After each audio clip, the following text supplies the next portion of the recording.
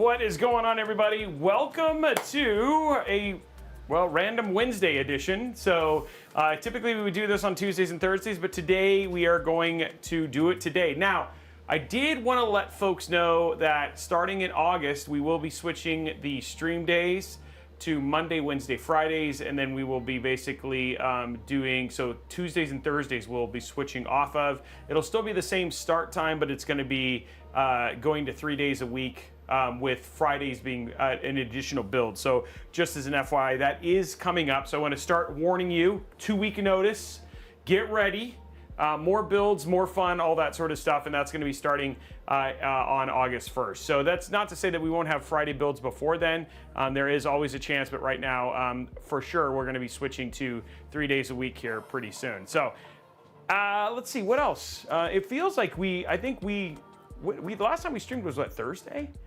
Yeah, so it just feels like things, I don't know why, it just feels like a little bit odd, but I don't know, it shouldn't be odd. It's just, I think maybe we just had a little bit too much time between the last stream and this stream, but super happy to have you here. If you weren't at Computex, then we're gonna be building in the NZXT H9 Flow RGB Plus. The review for this case is going to be coming out very soon. We've already done all our testing and stuff. No, we haven't done our testing in this. Actually, the testing and stuff is going to be happening into this after this, but really, really excited about this. We're going to be putting a very, very, very beefy build inside of this.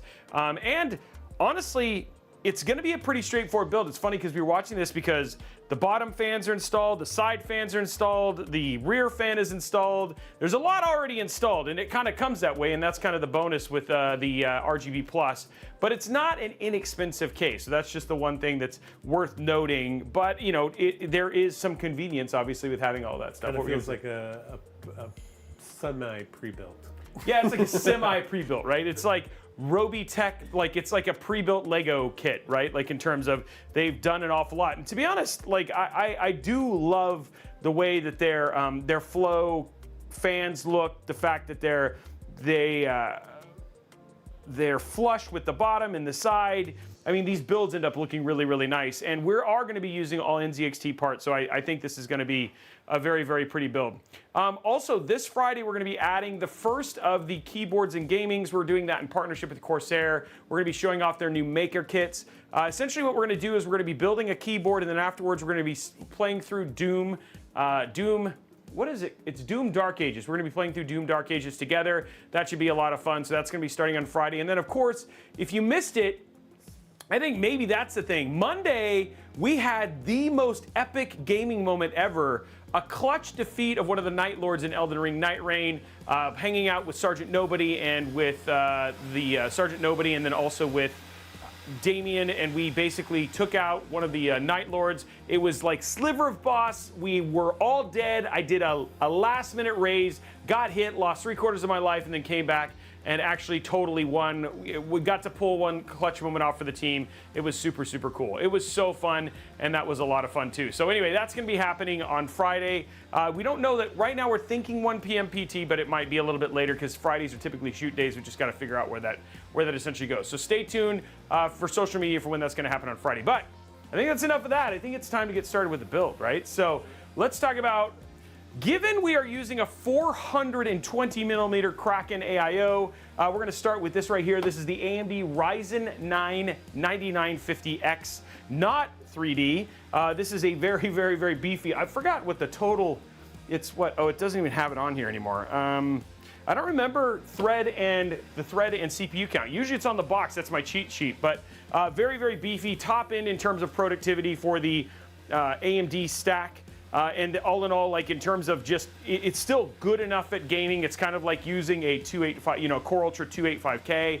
But all in all, yeah, 16 core, 32 thread CPU. It runs obviously a little bit warmer, and the one thing that would be nice about putting this with pairing this with the 420mm AIO is basically some level of overclocking and stuff like that you could do. So I wanted to make sure, I was like, I'm not going to throw like a 9950X3D or a 9800X3D in this, because why? That is such a waste of a 420mm AIO or even a high-performance 360mm AIO. There's not a whole lot you can do to play with that. Versus something like this, you actually could potentially have some headroom there to play with and overclock if you wanted to. So there is that. For motherboard, it is a new debut. We showed the Z890 version of this off when we were at Computex doing this build. This is the NZXT N9, and the thing to understand about NZXT boards is that they're done in partnership with ASRock. ASRock is their partner in doing a lot of these things. The one thing is they do a lot of shielding, so when you use their boards, I think they just have a tendency to create very, very clean looks for the builds themselves. The one downside I would say to using an NZXT Mobo is, unlike, you know, when you get ASRock or Gigabyte or any of those, is that you have to go to their website and download every single individual driver separately. There is no single application. I'm hoping at some point in time we see it where something like NZXT Cam allows the user to just basically say, oh, I have an NZXT board, here are all my updates, similar to what you see with Armory Crate or any of those, just to make the management of these boards a whole lot easier. But they are some of the prettiest boards, and they do come at a premium in terms of the overall cost, which is the one thing that's worth kind of noting there, is, you know, given that this is a $500 motherboard. And that's not to say that there aren't motherboards more expensive, like for instance the Dark Hero or the Maximus, etc. But this is up there in terms of premium from a motherboard standpoint. For the RAM and the storage, we're gonna have some fun here. I love the way that the white Triton Z Neo looks. We're gonna be using Triton Z Neo. This is CL28 DDR5, so it's not an inexpensive kit, so it's gonna be nice tight timings. And then of course we've got a 2 terabyte Kingston Fury drive. Honestly, you know, for a build of this caliber, I usually would have done a 4 terabyte or whatever it was. It's just one of those things that for storage, like if you wanted to go to 4 terabytes, completely makes a lot of sense. 2 terabytes, or, you know, 1 terabyte is starting to feel like it's already on the cusp. 2 terabytes feels like you just have a lot of room to do fun activities, right? Which is always the kind of the fun thing. So yeah, it did. But someone here commented saying that ASRock fried some Ryzen CPUs on a previous life. So there was, and that was true. I know that's something that they worked with ASUS on, with AMD on. That is an issue that has just since been fixed. There's just not that much to worry about from that regard anymore. So if you, in terms of ASRock, we're actually working on a campaign with them to talk about and kind of get out there the fixes and stuff that they did, but not as much of a concern anymore. And obviously a lot of people use ASRock boards, and if it was still prevalent, you would see that. So yeah. So we're in the clear with this one. We're in the clear with ASRock in general at this point. Yeah. So the BIOS has been fixed. It's a lot like the similar issue in terms of not as widespread as what we saw with 14th gen, but in terms of, hey, just FYI, if you updated your BIOS on your ASRock board, you're in good shape. This one has the most up-to-date BIOS. For GPU, it's a new one. We haven't done it. We actually haven't used this on the show. It's the Gigabyte AERO GeForce RTX 5080. Beautiful, beautiful white card. The only thing that's kind of a bummer is that it does have a little bit of RGB, so we'll throw the Gigabyte, we'll have to throw GCC on there, just to update it and make sure it looks all white. We'll figure out what the color is. I think we might do purple as the primary color. Purple and white just looks really, really good, but we'll see when we get in there, because Cam's gonna control most of this, and then we'll just have the little bit of RGB left here. So I think this is gonna end up looking really nice, but we wanted something kind of minimalistic, that it kind of, similar hard lines, just so aesthetically it kind of matched the whole thing. So NZXT purple, why not? You know, we got Poochie, right? Like Poochie's just sitting here, ready for a party, right? So, you know, we got Poochie up here. So might as well get Poochie in the build, you know what I mean? Okay, next up, cooler. Doesn't get much bigger than this, guys. The NZXT Kraken Elite RGB, 420 RGB, 420 millimeter AIO. This one was just released at Computex as well. Big cooler. Big cooling possibilities. We'll find out what the thermals are like when we get to the end of the stream. We'll basically test we'll throw it into Cinebench and just see what our thermals are like when under full CPU load. And then of course we'll also do gaming temps when we test gaming temps with Cinebench. One of the things that people say is like, Robey, why don't you run a bunch of gaming benchmarks? To be honest, guys, even for the stuff that you do, if you really want to get great gaming benchmarks, I'll be honest, Hardware Unboxed just does an incredible job of running new driver updates and running new. They find They find 50,000 ways to skin the same cat, and all we sit there and run GPU, you know, how GPU performance metrics like every other day. So it just feels like if you really want to get that data for the game that you want, just head on over there and pick it up. And then we'll stick to gaming for the sake of gaming, not necessarily just trying to say like, hey, here's how the system runs and stuff like that. So should be super cool. And then lastly, just because this is a dual chamber case, it's the only non-NZXT piece here, but that's okay. The Lee Edge 1000, this is their first gen one. They're obviously a newer one, but we wanted to do an all white. The one thing I really love about this PSU is number one, the cables. Number two, it's very, very easy in dual chamber cases like this to basically be able to access all of those cables and plug in your stuff. It does have built-in cable combs, though we will not be installing any extra ones, so because those made me want to murder people. I'm just kidding. I didn't really want to murder anybody. But again, the one thing is just it's just a great PSU for dual chamber cases, and I think you'll see here when we get to the installation and stuff for it, just how much better it is for doing that stuff. So it should be an absolutely fantastic build. All in all, when we're all said and done, this one comes to $3,800. Now, before you ask, oh yeah, sorry. Ooh, thank you for reminding me. I didn't even do that. I need to do the first person stuff, guys, and my glasses are off, but now we'll fix that.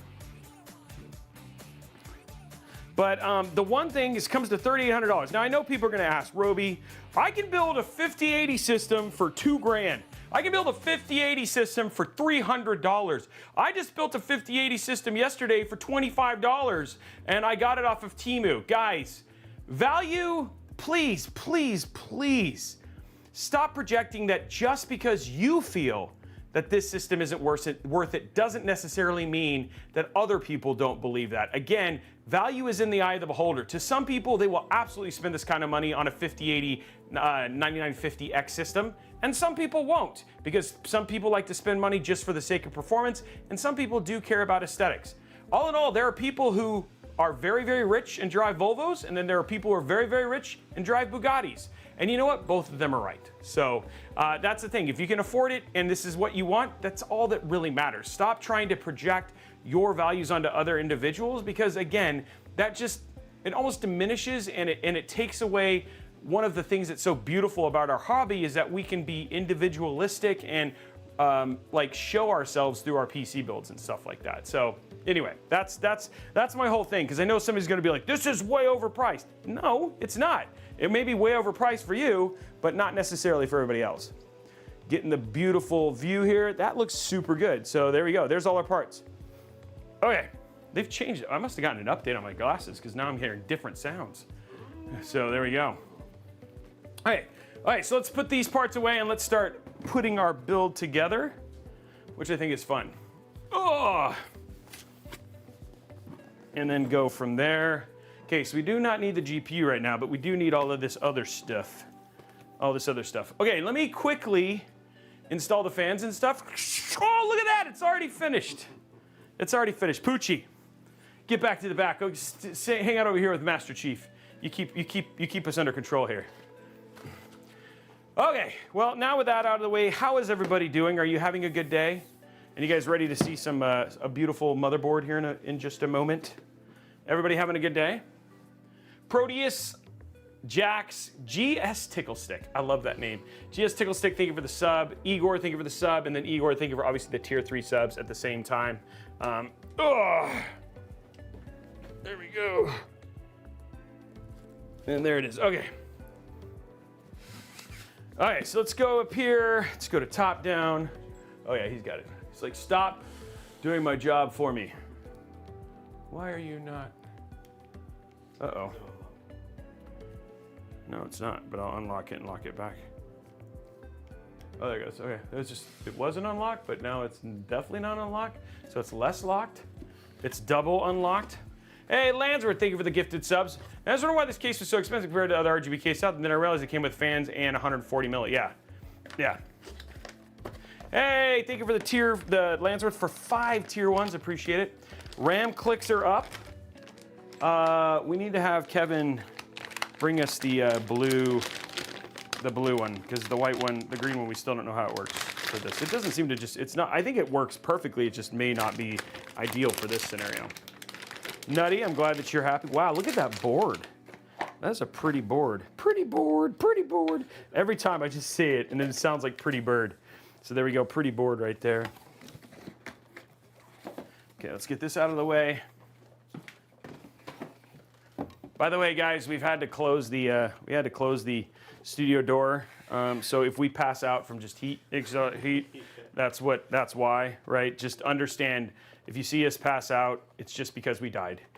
So send help. That's the best way to do it. Okay, we do have a peel here, but guys, look at this board. What do you think?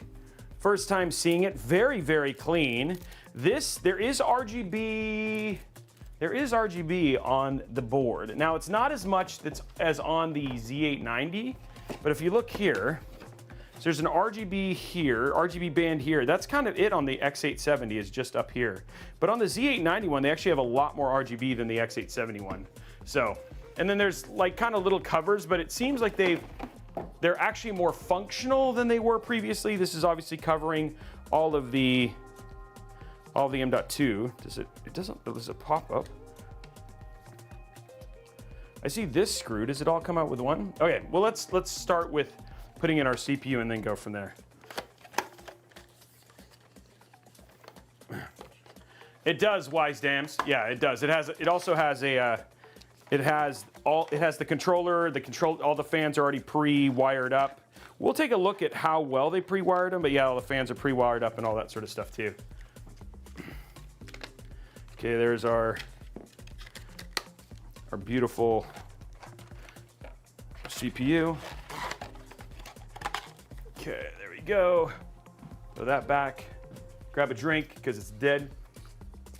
I'm dying in here. Okay, here we go. This is it. Pulling that open. Whoa, that whole top came open. And there we go. Now, we already have thermal paste pre-installed, so just as an FYI. So we do not need to worry about thermal paste on this one. No thermal paste art today. No inside of the dark mind of Robeytech. Okay. Okay, let me see how this works, because I want to see how to get into the M.2 here. Yeah, I like it, Sergeant Nobody. No Mona Lisa today. Okay, so that comes off. There we go. Okay, so that's that, but I know there's more here.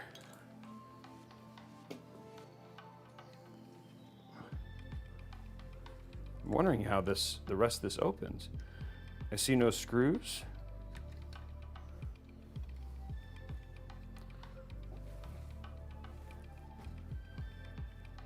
Oh, okay, it just pops up. Okay. I like how it's brave enough to just be like, okay, it just pops up. So there's 3 other additional ones. They also have like that little, okay, so it like clips under, okay. So they clips under, so they're all toolless, and then you can do 3 M.2s there, and then a single one up at the top. And then you have dual-sided here, and then the same one for the Gen 5 NVMe as well. So let's go ahead and do the peel here.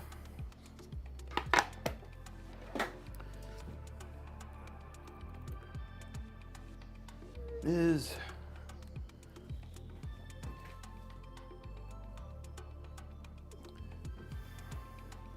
one more here in the bottom. Huh? What's the question? I just said out of frame. Oh, okay. But I put it back in frame, right? Yeah. Okay, good. Brian's like, they can't see. They have no thing. I'm a man of the people. You think she's done? They want to see. If she's not, then we need to. Yeah, because we are, like, Brian just died, guys. He's. Yeah, Brian just died.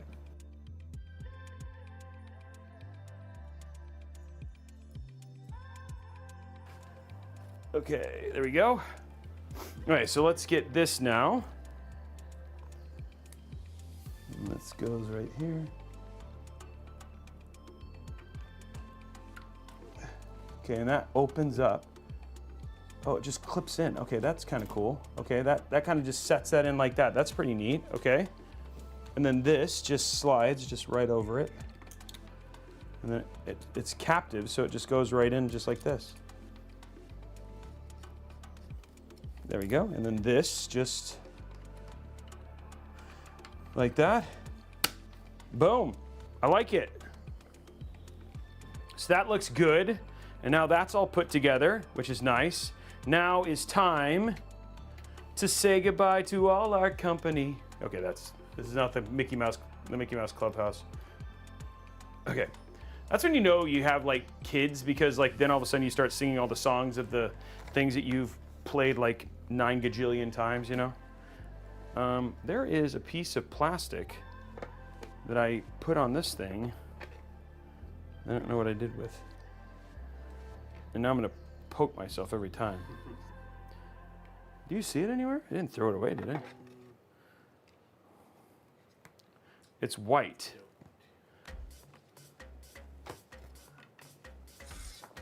Okay, I took off a piece of white plastic.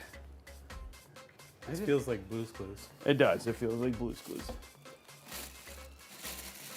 I do not see it in the garbage can. I really don't want to lose this thing, because I will stab myself and then literally curse it every day for the rest of my life. Is there a chance it's underneath the, what you just snapped back on the motherboard? Oh, maybe, yeah. I don't see it there. Okay, so it's not in, that is like hard to get off, I'll be honest. Where is, dude, what the, what the deuce? Does anybody see where I put it? You need 4 thumb screws for the CPU cooler mount. Okay, well, we'll worry about that here in a minute, but what I want to know is, where is the thing, the plastic thing? Yeah, I'll put it upside down for now, I guess. Okay. It'll kind of be until that thing shows up. Okay. All right. Let's do top down and we'll figure this out. I just can't believe I lost it. It's like, it wasn't in the CPU box because I didn't take it out then. There we go. Okay, little beautiful white Trident RAM. I think a lot of people forget that there's actually white.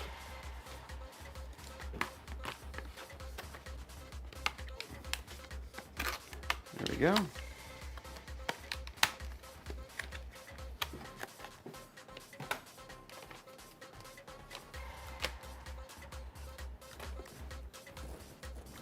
Oh, I found it. Ha ha! Huzzah! Huzzah! Now I will not be killed.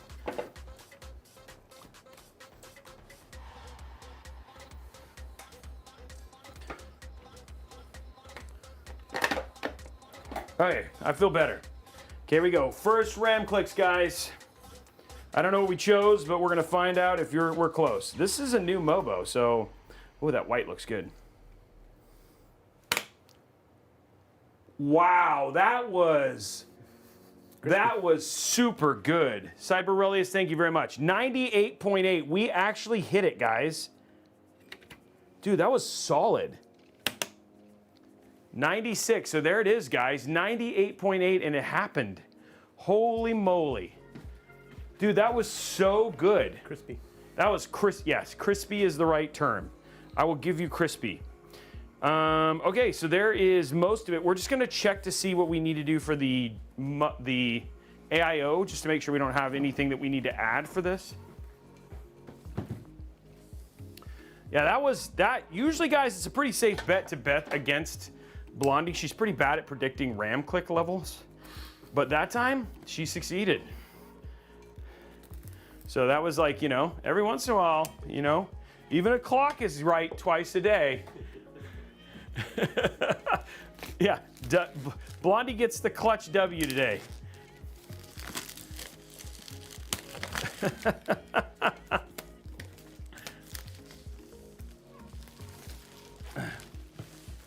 Okay, there we go. Pulling this one out. Okay. Okay, so here is the AIO. Oh, Blondie's calling it a streak. She's literally pointing for the fences. She's like, it's gonna happen. Wow, Sergeant Nobody just got fired. I don't even, this is getting dark in here. Okay, so this one is, okay, what do we got here? So here's all the stuff. Okay, those are the other mounting accessories. This is what you like. You like it to be labeled AMD kit. No guessing. See what's on here.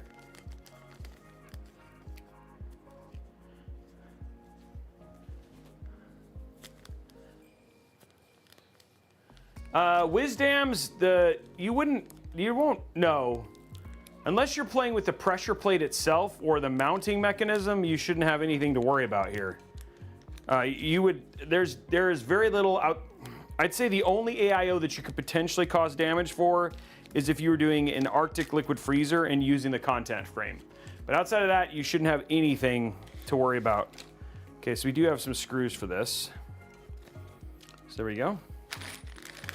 Put that back. So keep this out, put this away for now. Oh, thank you, Pearly. I'm glad that you like it. Wow, now she's calling him a turkey. It's like a true quarrel going on in chat. Okay, here we go. So let's pop this in here now. Put that, oh, you know what? I didn't do, hold on. Guys, I gotta reinstall the RAM real quick. Only for a second. Just bear with me. I forgot to record it. You guys just get to see it twice and hear those RAM clicks.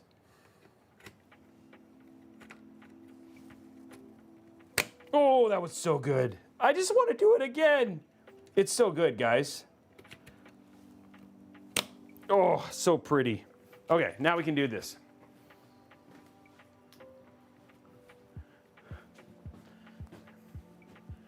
BMOT, you mean BMOC JS? In honor of no thermal, oh man, was he not, he didn't stream today? Okay, we're gonna remove the mounting mechanism for the old mechanism for AMD. Simple remove here.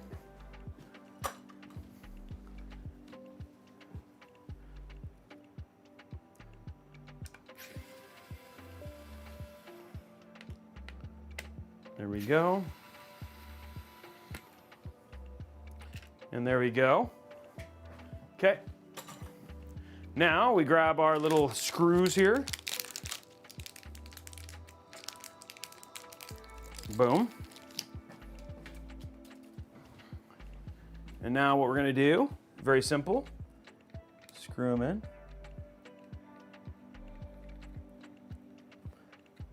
Boom. Mounting mechanism down here. For what? Oh, that's weird. It's back.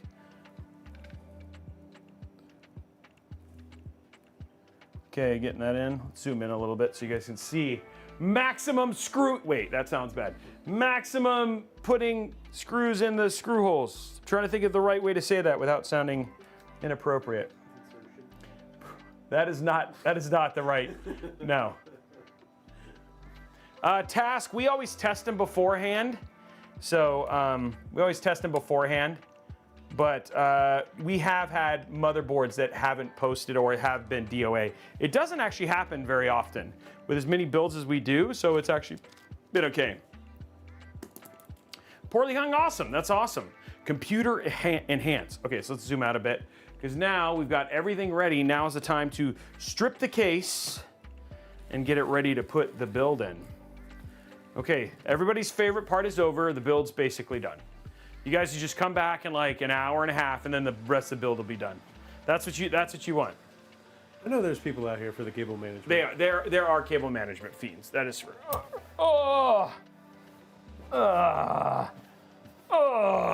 Get to building PC computer boy. Yeah, build boy, build.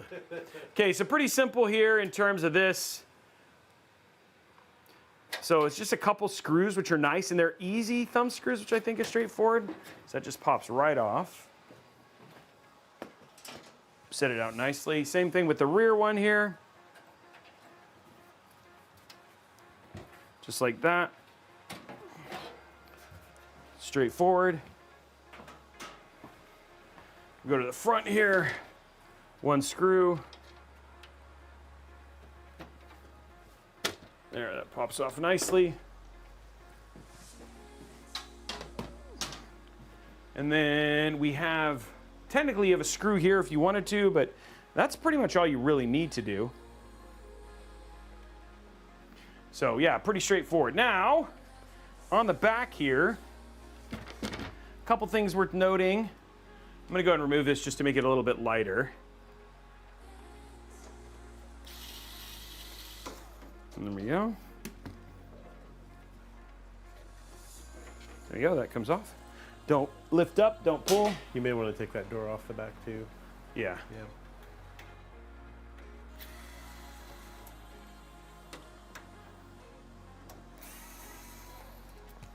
Yeah. There we go. And there we have it. Now everything is opened up and ready to go. Okay, so a couple things worth noting just all in that we kind of have talked about already, but here is our add-in stuff, like our extra components. Hey, Kurosaki, thank you for the sub. Gamers Nexus, I don't think has tested this yet. Okay, there we go. That takes care of that.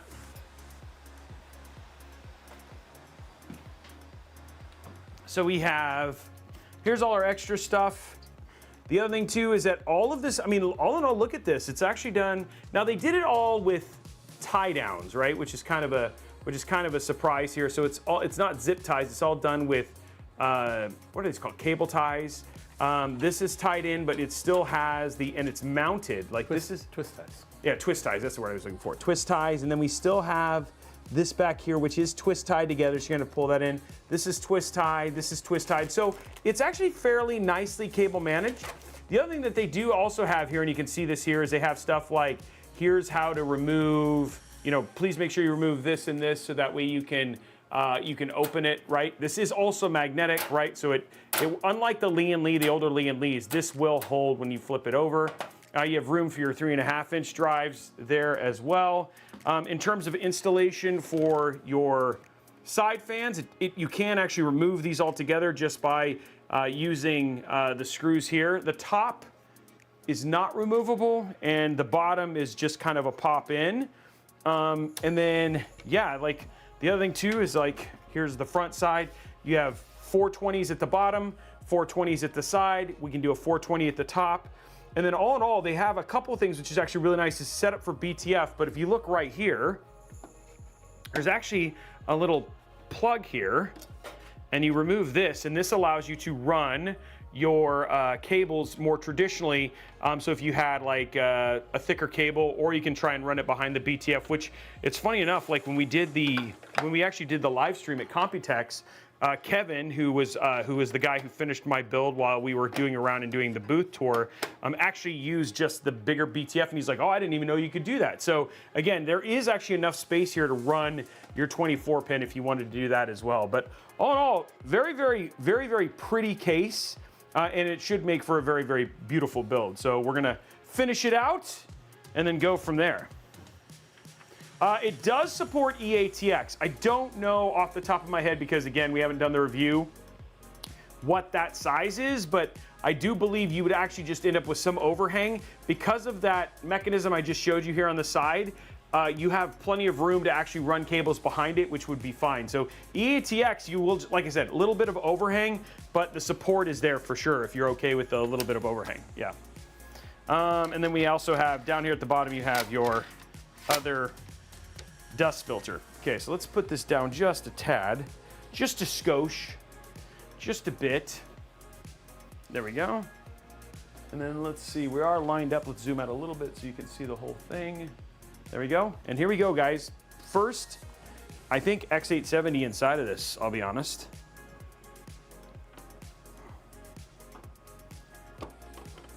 And there we go. That looks really good in there, right?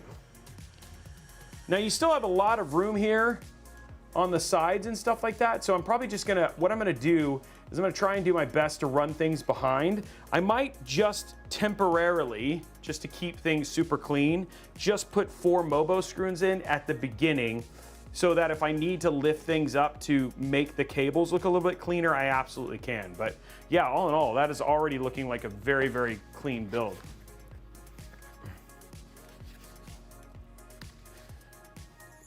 I've never heard of what before, Wolfie Studios?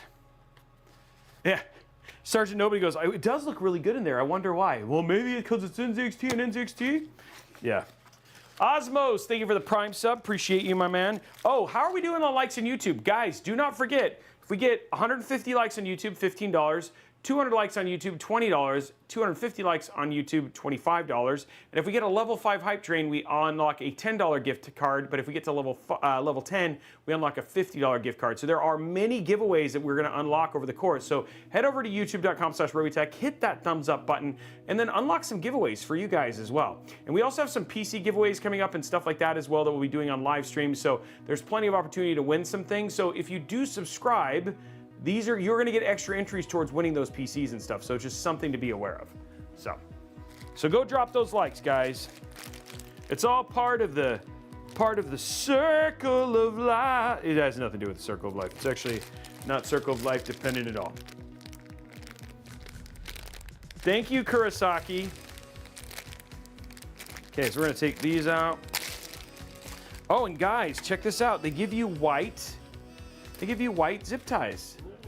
That's nice, right? Now there's, yes, the circle of likes, and they ruin us all. I'll sing off key just for you, Stephen Cole. You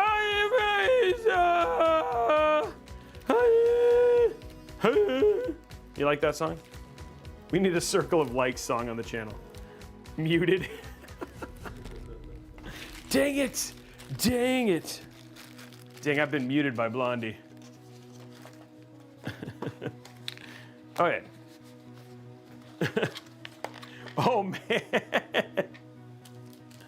Okay, so Stinkable says, why a 9950X and not a 9800X3D or 9950X3D? Stinkable, the reason being is that we're putting a 420mm AIO in this. So 9950X3D and 9800X3D do not need that level of cooling. So when I thought, hey, if I've got a 420, which NZXT sent, let's put something in here that actually can really use it. And 9950X, you can actually overclock. I feel like putting a 420 on a 9950X3D or 9800X3D is just way overkill. Could you do it? Absolutely. It's just, I was like, oh, let's just use a standard one. New movie, muted by the Blondie. Oop. New movie, music is being weird. Let's fix that. So that's why Stinkable. To be honest, we also do a lot of X3D builds, and so why not do some different Ryzen builds, you know what I mean? Just to create some things, to create some options. So, yeah. The cool thing is we get to build a lot of, I should do a solo album. Oh, I'm all about it.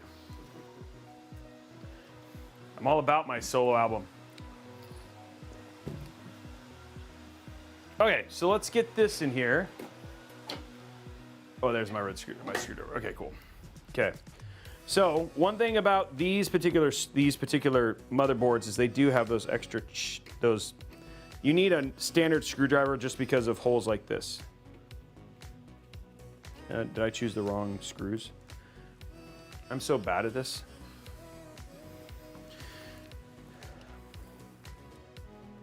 I really wish they would label these, but yep, those do not seem like the right screws. Okay, so let's see what other screws we have here. We're gonna find the right ones, guys, and it's gonna be a story. So let's hope it's these. It's gotta be these. Whoa, whoa, whoa, whoa. Okay, okay.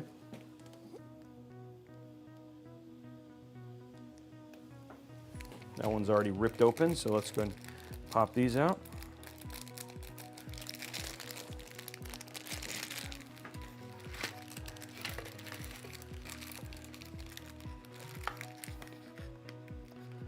They've been leaking out in the box, so. Okay, but we fixed it. Okay, let's try these screws now. It's gonna be these screws. The Robeycat could be a front cover. That would make Brian happy. Okay, those are the right screws. So they're the, if you're watching this, it's the M3 5mm. I really wish there was like a standardization of this, but there's not. So it just is what it is. Okay, so I'm gonna secure it just with 4, just for now, because in case I need to loosen some up, just to run some cables behind. So we'll do our cable runs next. There we go. There we go, and one more up here in the corner here.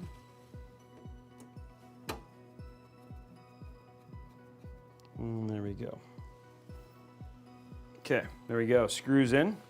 Okay, so now it's time to connect our connectors. Okay, so what do we have here? What beautiful connections has NZXT given us? That is the question of the day. Can you tell which components are you using? Yeah, we can actually run through. Why don't we go ahead and show the parts list again here real quick. So here's the parts list for the build that we're building today. We're using the AMD Ryzen 9 9800X, 9950X, the NZXT N9 X870E, the Gigabyte AERO RTX 5080 OC, Kingston Fury 2TB NVMe drive. We have the G.Skill Triton Z5 Neo, 32 gigs at 6,000 mega transfer. This is CL38 RAM. The NZXT H9 Flow RGB in white. The NZXT Kraken Elite 420mm RGB AIO. And then we have the Lee & Edge 1000 watt white PSU. So those are all of the parts that we have in today's build. So that's all the parts that we have. Okay, so now here's our connections. So we'll start with USB-C. That's always a fun one to start with, right, Brian? It's your favorite, right? This is your favorite connection. I like how I've just made that up. Brian's favorite connection. Okay, and this is what, okay, so a little bit, just enough room right there to run that right there. There we go, perfect. Next up, we have USB 3.2. Right here. USB 3, all white for that one. That connection is usually on the side. Yeah, it's right. Okay, well, that was right there. So it's right here on the side. So what we're gonna do is we're gonna route this right here, just like that. And I'm gonna come around. And then we have, should just work.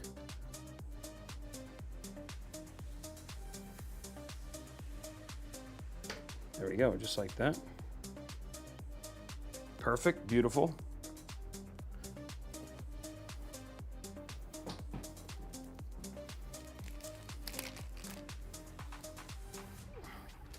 Yeah, guys, do not forget about the zip tie prediction, guys.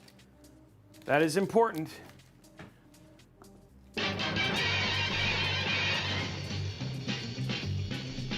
Zip tie man, guess the count of them if you can. Evens, odds, who can know? Make your wagers on every show. Hey now.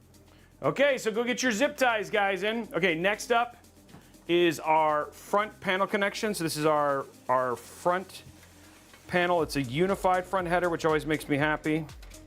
So that's gonna come in right here at the bottom. Just gonna make sure these things aren't twisted up, which is important. Just wanna make sure, okay, and then that's gonna just come right underneath, just like that. And then it's gonna come around, go right like that. There you go, front panel plugged in.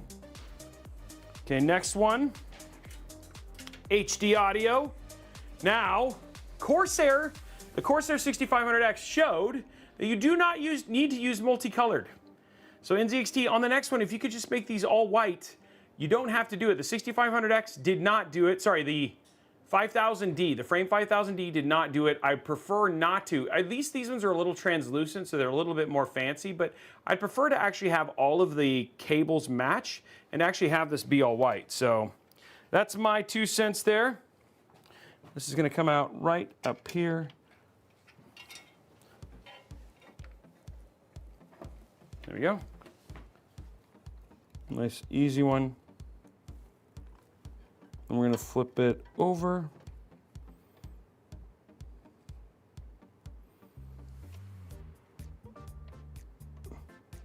Oops, okay, it goes upside down.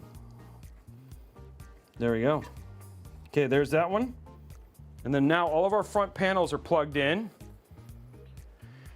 So now I know I can go ahead and finish putting in my screws here.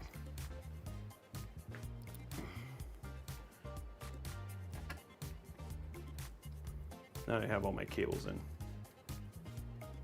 That does not feel like it went in. But that was definitely...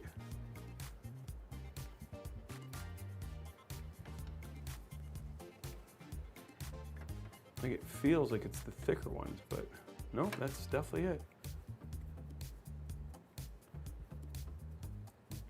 It keeps spinning forever though, but that is it. Okay, there's that one.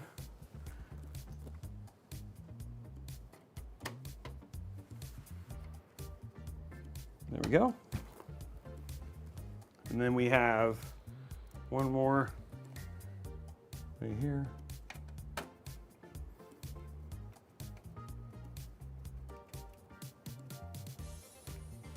There we go. That's in. Then we have one more on the other side.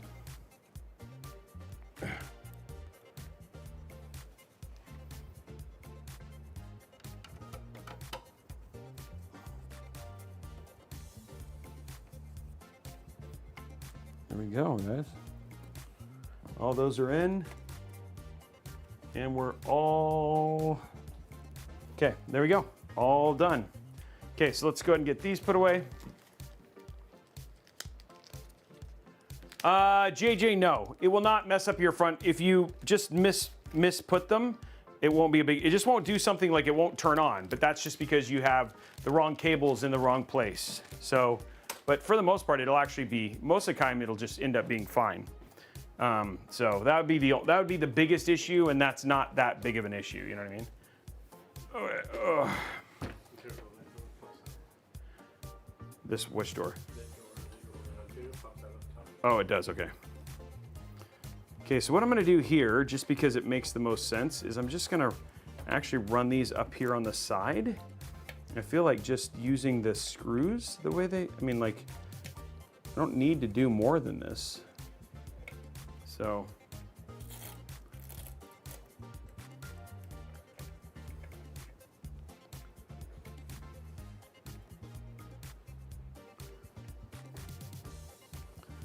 Okay, so what we're gonna do here is just seal this down.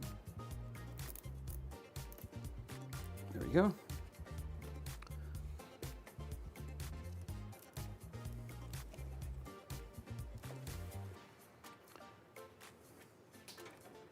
That takes care of all of these.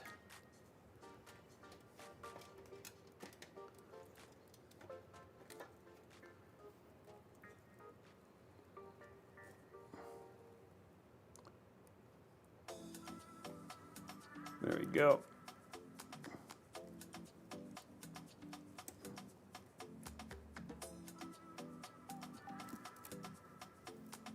There you go. Gets all those kind of out of the way.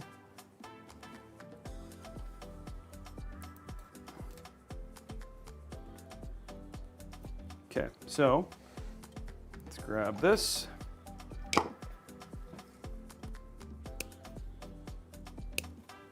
Perfect.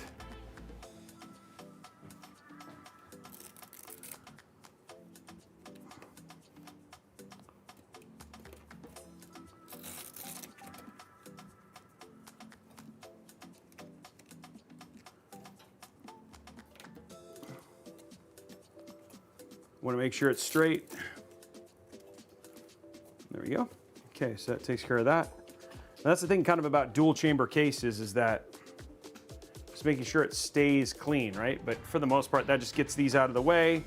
They're gonna get blocked by this, so that'll be fine. Even run them, but yeah, this is all nice and clear. The only thing we gotta do is plug in our AIO, and then that's kind of it. Okay, so that takes care of that.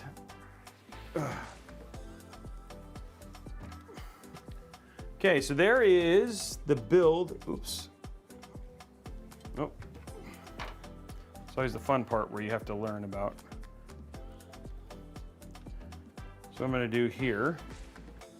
See, I want to make sure this stays straight and hides this cable behind here, because I don't want a bunch of visibility. And the other thing too is the GPU should block that. So what I'm going to do is right here, I'm going to go ahead and add a zip tie.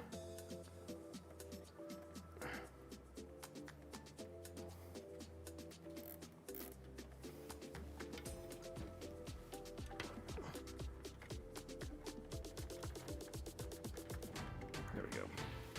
Keep that nice and clean. Yep.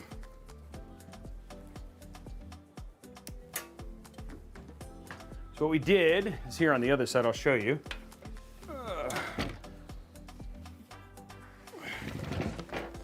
So we added a zip tie right here. And this only reason for that is just to make sure that this stays nice and clean on the front side. Because again, the front side's the part you're gonna see the most. So you just wanna make sure that looks nice and clean the entire time. So I just added one zip tie. Okay, so next up, guys, is AIO. Let's get our AIO built. HR Bomber, thank you for the Prime sub. How are we doing on the likes, guys? Yeah, it is very clean. What's up, Electrothermal? 83, guys. There's 160 of you right here. We already have enough to unlock the $15 Newegg gift card. So yeah. Okay, so here's our Kraken Elite here. We don't need Intel kit. This is all the extra mounting hardware. We have already used the AMD kit, so we're good there. So now what I'm gonna do is I'm gonna take this out. It's a big ol'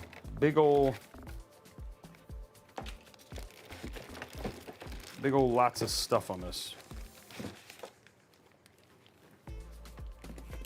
Okay. Big screw pile. I mean, big cable.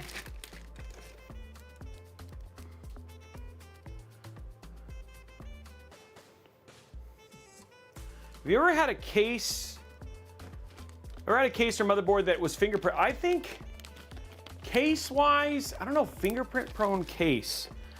Motherboard, I think it's like, if you touch like, especially on some of the ROG ones, like the early ROG, like those would be fingerprint-prone, especially on like the acrylic area. But I'm trying to think, case-wise, have we ever hit anything that's like very, very fingerprint-prone? I can't think of something.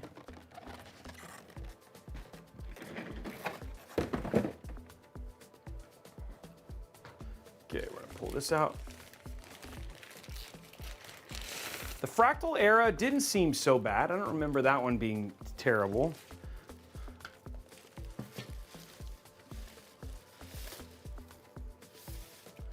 There's that. All this plastic here. Candy board. We are go. Cobwebs. Go. Spiders. Go. Oh, Skeletons. sorry, hit the button with the button. Zip ties. We have no zip ties. We have no zip ties. Sorry about that, Scarier guys. than a build without cable management. Robeytech is live. That's the Halloween one. Sorry. Hit my stream deck. Okay.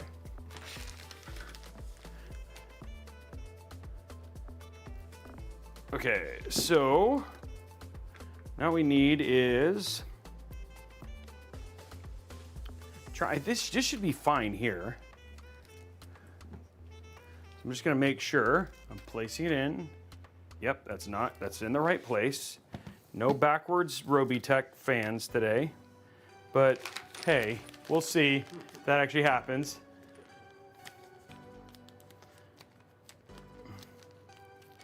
Yes, G-Slayer, we have heard of ROPs missing from 5090s. And it was something that was early on, and then I think most of them been fixed. You just got to check them, and then if you do, you reach out to your manufacturer, they'll just replace it. So it's pretty straightforward to get it fixed. Okay, so here's our screws.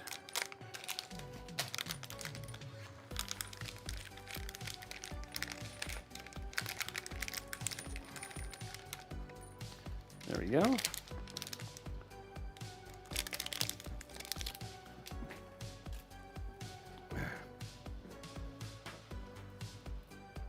Let's grab our wow stick. Oh, there it is right there.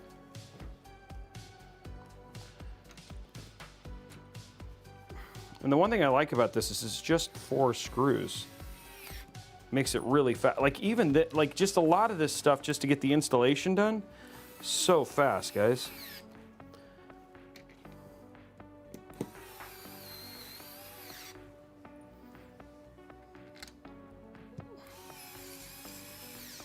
There we go. There's the 4 screws. Okay. Put those away.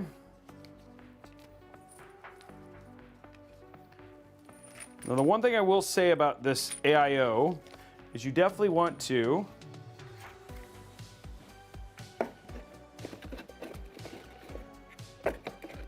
put the giant cable here. Just I don't know why they did this, but just make sure you put the giant cable in before you mount it, okay?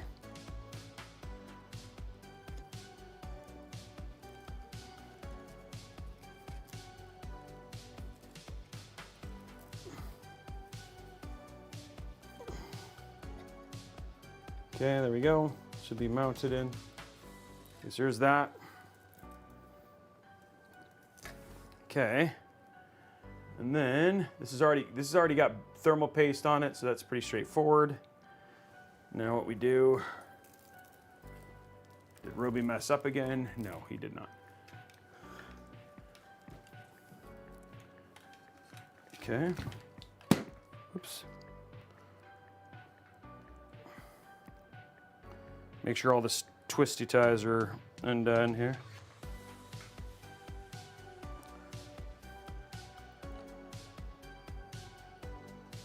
There we go.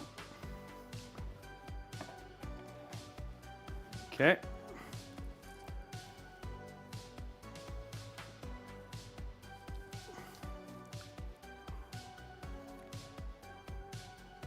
Okay, so let's run that up there. Oops. Come on.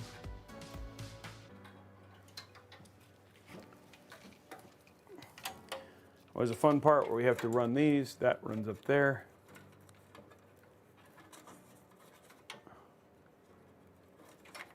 Okay, there's that. And this cable mess also runs up there.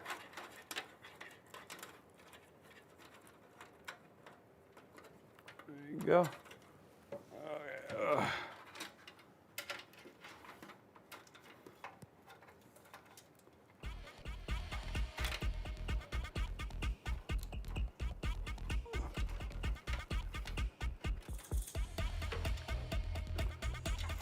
There it is.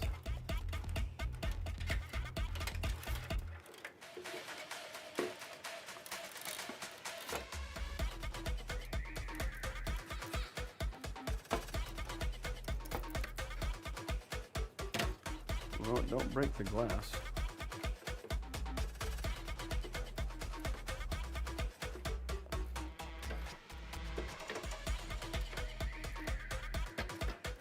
Okay, I'm going to, just because you need the room here, remove the front glass here. It doesn't just come out? It's more than those 4 screws up top. It is? Mm-hmm. I was trying the other day. Oh, and it didn't come off? Oh, okay. Well, okay, this is gonna be fun.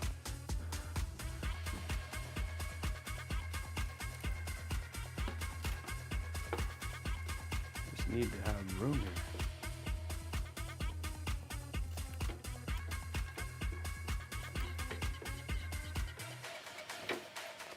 Dude, the 420 on this is like, I could, maybe it's better. Hold on, let me just see if it goes easier the other. But like the running that, well, maybe they want it to run that way. Let me see. See something real quick. Maybe they want it this way. But like, look at that. Like even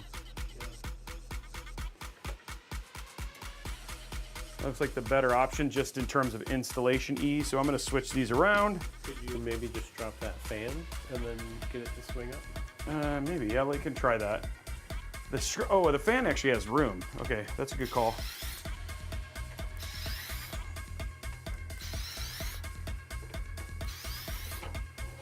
There we go. Yeah, because I'd rather do it this way. Okay, but now we have to rewire the, I have to get this thing in again. There we go. There we go. And I've actually got a second hand today, guys, so it's like it's a little bit different. Okay, let's see here. I wonder if the best way is to run it forward or it's just this really gnarly cable.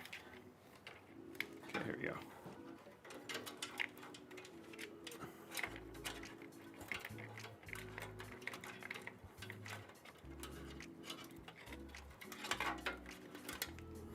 So many cables to, okay, there we go, there we go. So all that's in. There we go.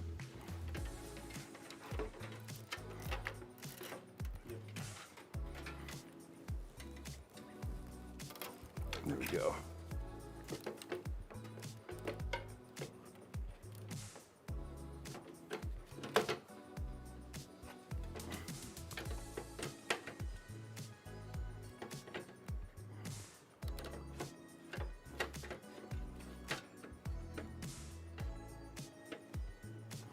What is this? Oh, I think it's almost like this doesn't want it to go right here. So maybe this one has to go through the back here.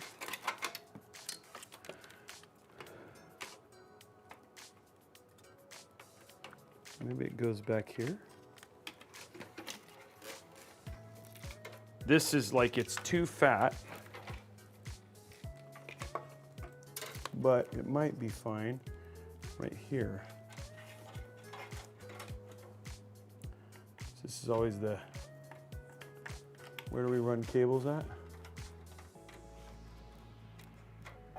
That can go there. Yeah, but that's not gonna work. See, they have this right here, which makes me think that's where they want you to run the cable. So maybe they want their system to be the other direction, because it doesn't have the room to go up. It compresses against the cable up at the top. So I'm gonna try one other thing. Hold on. Let's do this. Okay.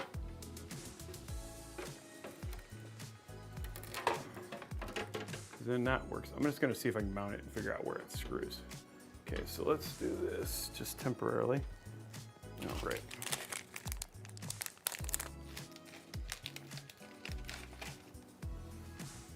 This is always the issue I have with 420mm AIOs is that they are supported, but because they're max size, you know, being a little bit of a bigger pain here.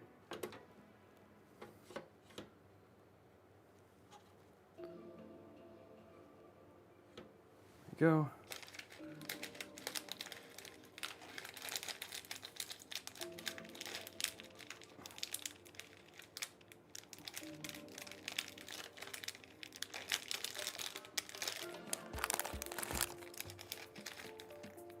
Okay, there we go.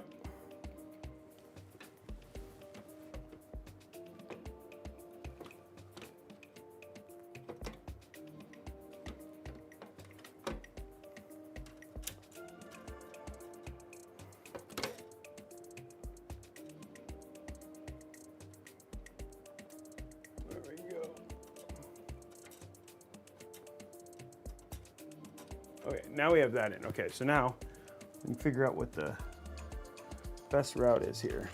Okay, so here's the cable. So that's fine. That one's up fine up there. Even then, it's like not the most ideal here.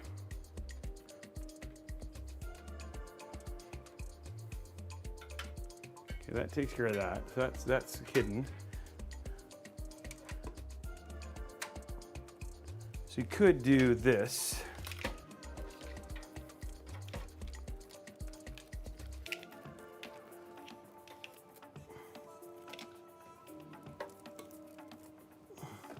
Have it run up here.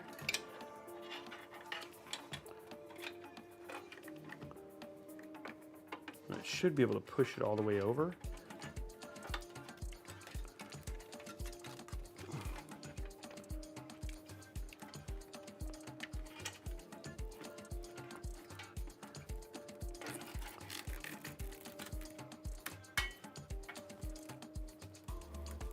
It's just like hoping. That looks okay. That looks okay, and then that just one cable's there. That looks fine.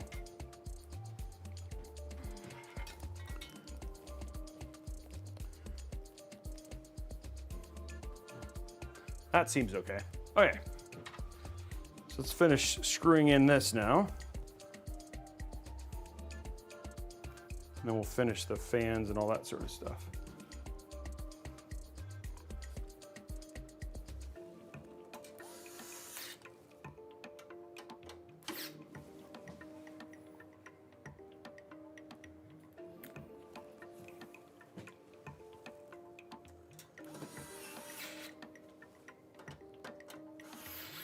There you go. I think that'll look good. I just wanted to, I didn't want to get too many screws into the AIO and be like, oh, okay, that's not gonna work, you know?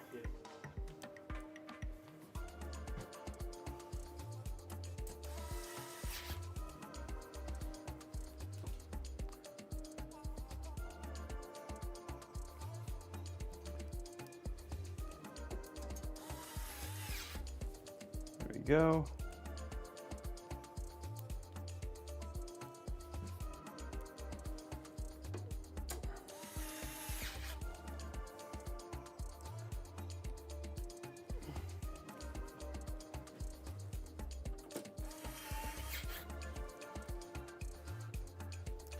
Okay, guys, almost finished.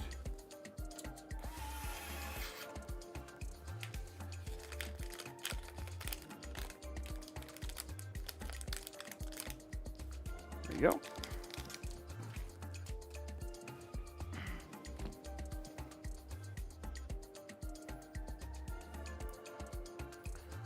Okay.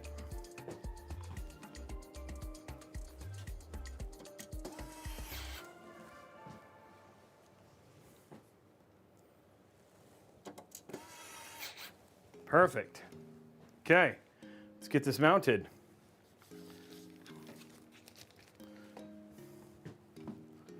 We'll worry about our cables in the back here in a minute, and then should be pretty easy peasy, beautiful cover girl here in a minute. Okay, put this down nicely. Ooh, ooh. Okay, that was nicely. And by nicely, I mean not like what I just did. Okay.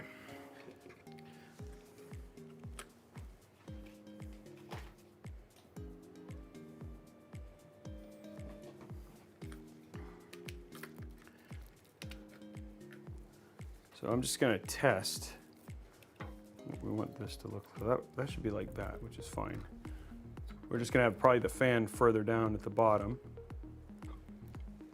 Might be able to put it up a little bit, but yeah, that should be fine. Okay, so let's do this.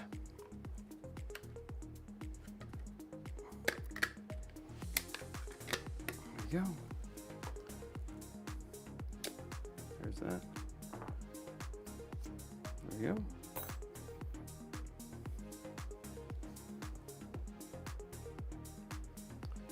Okay, now we need to grab our stuff.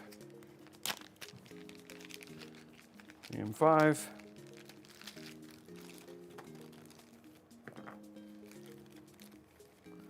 Okay.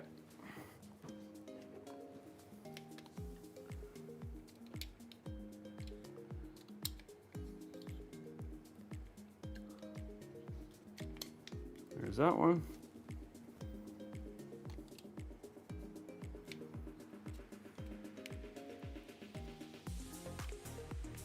Okay, we're now AM5 ready.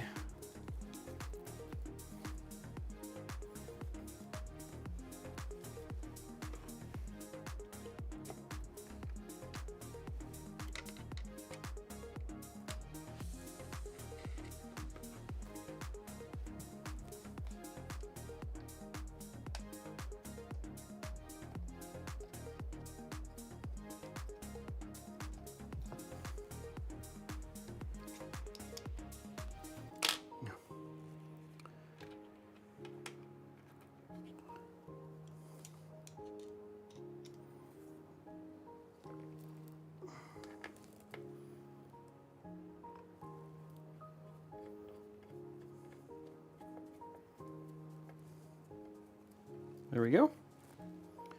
And then one more in the top, and then we have all of our, tighten it down.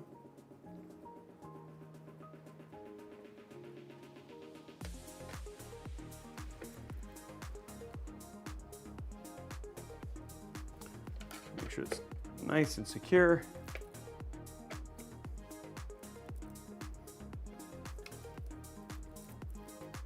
There we go, guys. Okay, let's get all this stuff put away.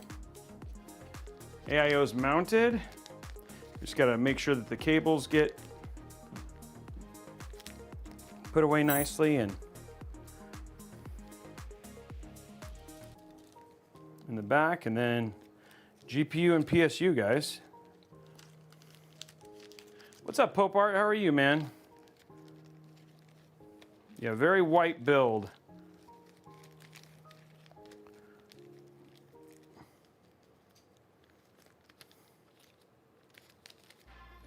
There's some black in there. I don't know if it's Snow White, but it's pretty white.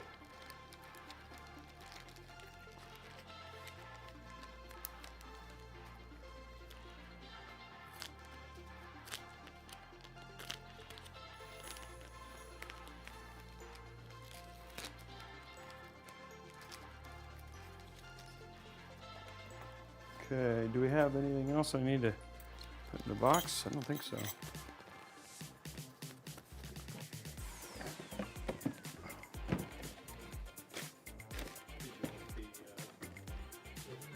Oh, that's right. Thank you. Cover. So Osmo, there are some that only go in one direction. Most of them you can put in either direction. I have noticed that most like to be in this direction, just because of how they pre-put the cables on, pre-put the screws in, and where the wires are run to. Like the H150s from Corsair always like to be in kind of this orientation, but I actually used to run them the other way. And then for some reason I just decided I don't like the tubes to cover the RAM, but like sometimes you have to make the choice, because sometimes like on Corsair, on Asus motherboards where they have really nice IO shields and they'll have like graphics and stuff, and then that's where I might switch to the other side and say, okay, well, something's got to get covered. But in this case, you can just have RGB, and so I was like, well, I think in this case the best thing is to put it on this side. So, all right, so that is, let's go ahead and finish our cable management in the back for the AIO, get it put away and hooked up, and then we'll call it good. Okay. Okay, so this is kind of interesting because we got this right here. This essentially, this right here plugs into this. So now the fan is controlled by the Kraken software, which is great. And then we need to, this goes to the AIO, to the motherboard, and then this goes to USB. So let's run this and then we'll see what we're actually capable of doing here. So flip that down there. A couple more cables to plug in here. This one right here, which is for our RGB, for the AIO. Okay, there's that.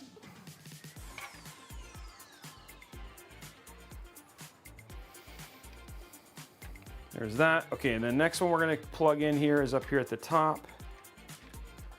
And this is just so our fans, we don't throw an error here. So plug plug it into CPU fan. I'm gonna run it one more up and over. Just like that. Okay. Okay, so there's all of our cables plugged in for the AIO. That was it. Pretty straightforward. Okay, so this can go up. This is almost long enough.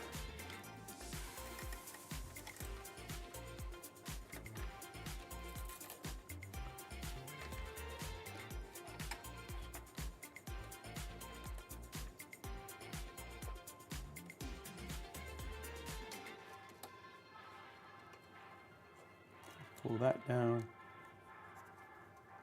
There we go. It's unfortunate, but it's still okay, right? It's dual chamber. It would have been nice to be able to run it and not have it kind of have this one cable run out, kind of be out of the way, but in the grand scheme of things, it's not that big of a deal.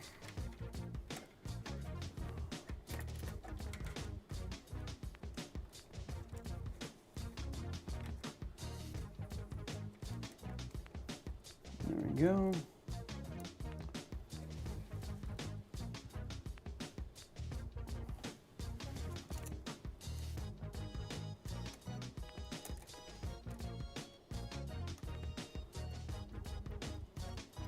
There we go.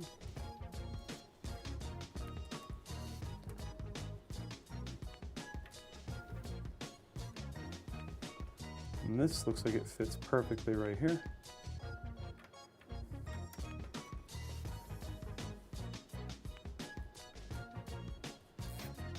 Go.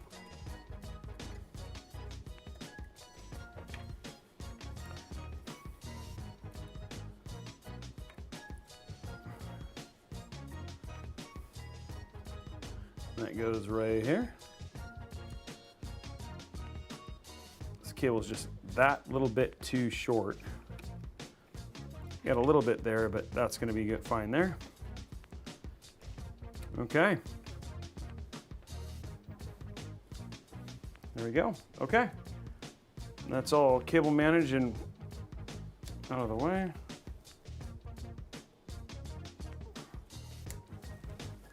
Okay, let's do our GPU.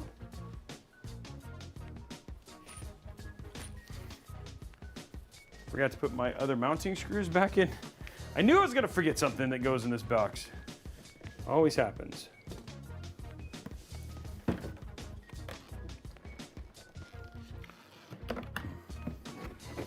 How we doing likes on YouTube, guys?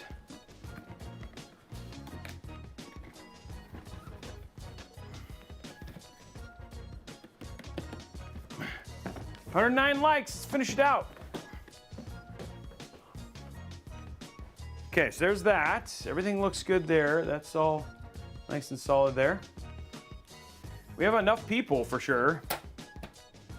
Okay, so let's go ahead and flip this over and put in our GPU. I was like, where am I at? Here. Oh. Head over to youtube.com. Let's just do a direct link. Pop on over there. Let's get those likes real quick. That looks good. That looked good. This build looks really clean, guys. Boom.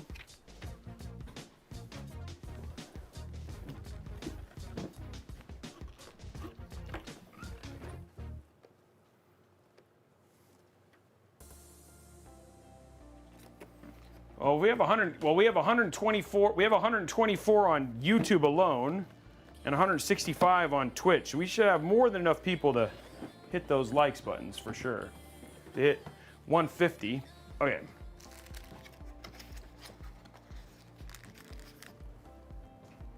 I feel like there's a. Okay. Oh, it's right there. I feel like there is. That's why. Right here.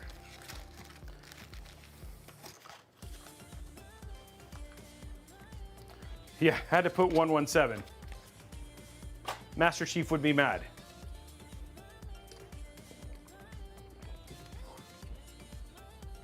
I haven't. Oh, Wizdame, thank you very much for doing that. Yes, I have not connected that yet. I forgot about that. One thing I did not connect because it was hidden.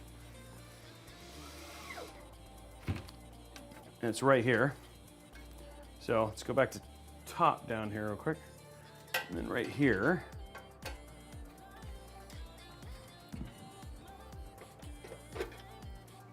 This. Good catch. And it's a good thing because this requires PCIe and the AIO requires SATA. So that was a good catch. Thank you.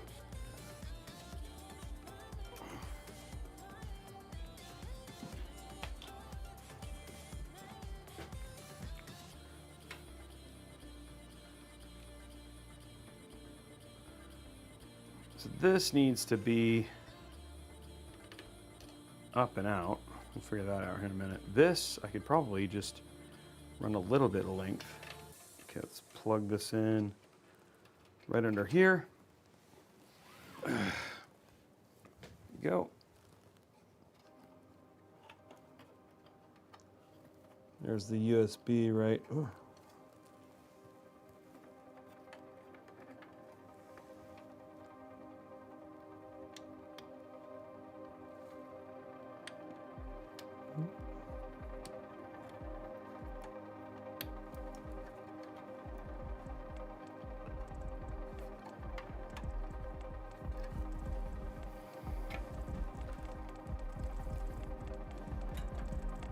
Go.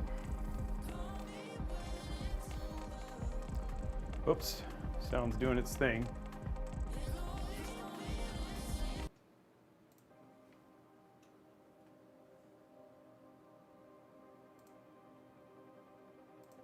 There we go. Okay. Okay, so now that USB is plugged in, now what we can do is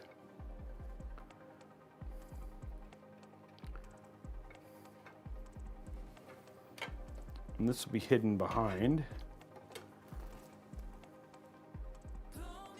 here.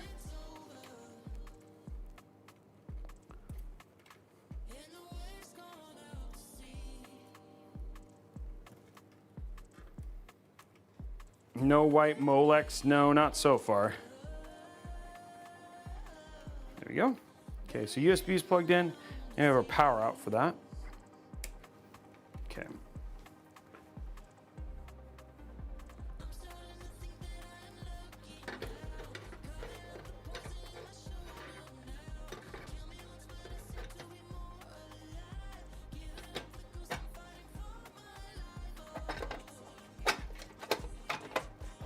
There we go.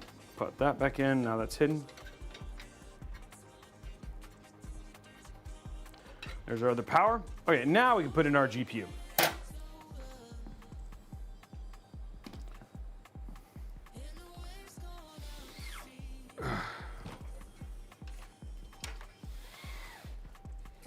Okay, looking good. Let's grab our GPU here.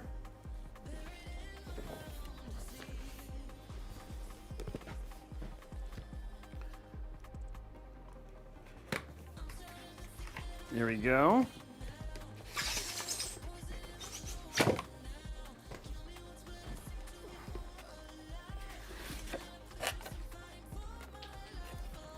Oh, there we go. I don't think we'll need the sag bracket, but we have it just in case.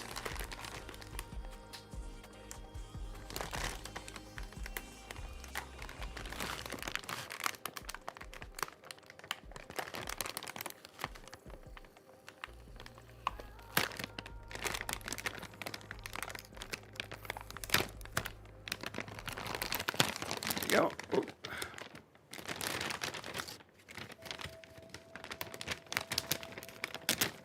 We'll see when we get it installed. If we need it, we'll put it in. If not, then we are good. It's only a 2-slot card, so there you go.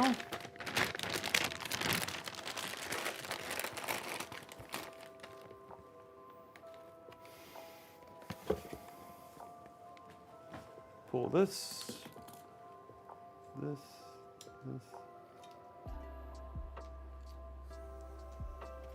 There you go.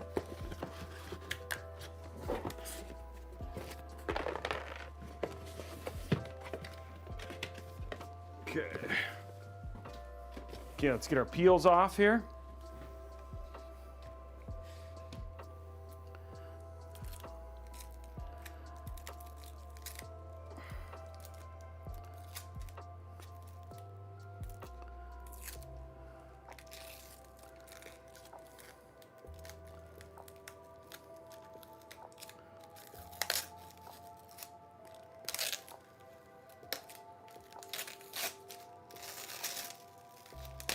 Boom.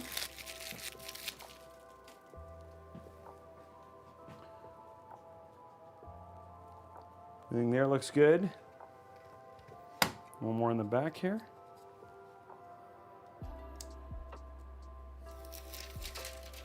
Boom.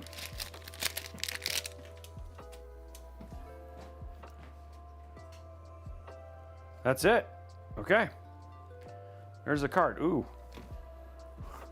Forgot to put the top back in this thing. Yeah, the card is very clean. And it actually was a good price as well. That was the other thing too. It was like it wasn't full MSRP, but it was like, you know, it was like 1,300 or something like that. So it wasn't like the highest priced 5080 either.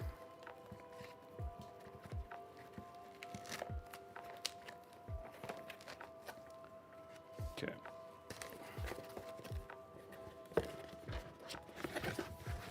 Why would you give the peel a C minus? You could use, oh, the peels were too fast. Oh, okay. Well, I'm sorry. You guys wanted slower peels. How did you make a peel on Discord? Ah, okay.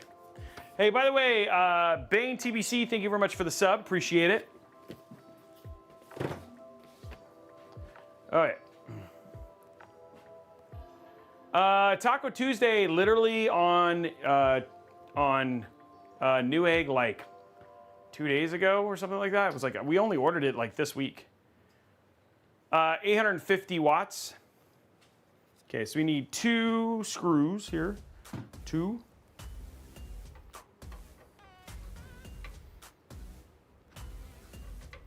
Remove the 2 for this.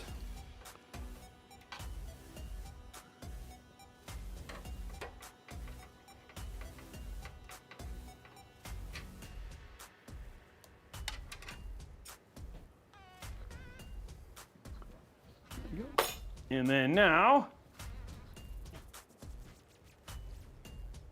on ESPN 8, the Ocho. Yeah, I love, it's like we're live right after midget tossing. On ESPN 8, the Ocho. If you guys don't know what I'm talking about, watch Dodgeball. Boom, that looks so good. Guys, that looks so good in there. Can we just give that cleanliness? That looks so good. Can I just say that looks so good? Hey, did I mention that looks so good?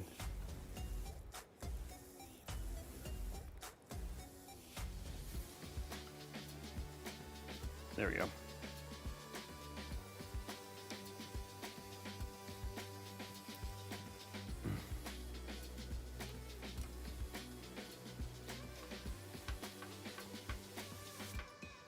Bold move, yeah, bold move, Cotton. Let's see if it pays off.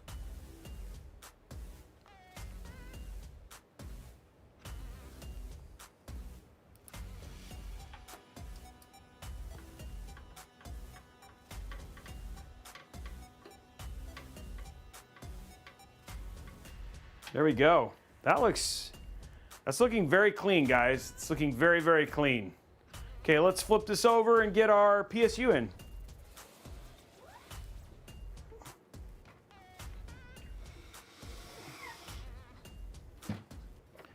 Okay, PSU time. This is that funky box PSU.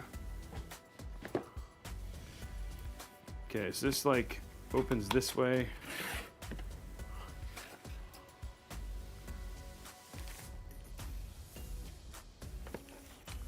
More white zip ties, I'll take them.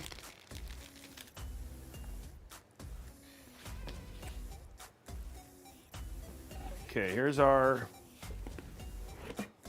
there it is right there. Perfect. Like it. And here is our cables and accessories.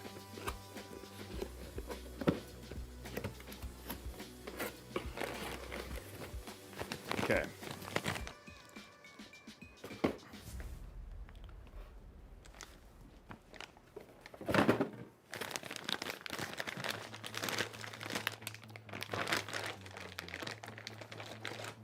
Okay, so there's, see this one? See how it, like, it just has more cable combs. So I don't know, this is their first one, right? So their first iteration, but it just seems to have way more cable combs. So I'm not sure if their second one they decided to like simplify or whatever it was, but yeah. And like even the cables that are on this thing, like, I mean, here's like the PCI one, like it even has like, the cables are actually all individually Velcroed, which is crazy.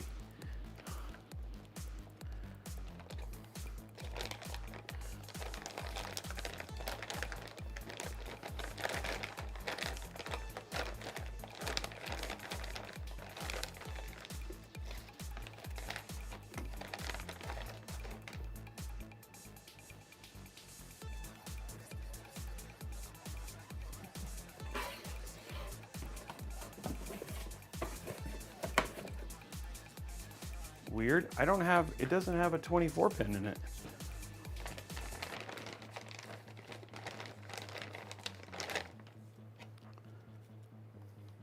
PCIe, CPU. Let's see the 24 pin. PCIe, which I have.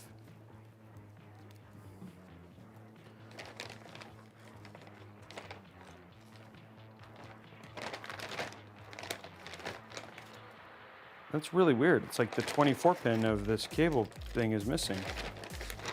It's not in here.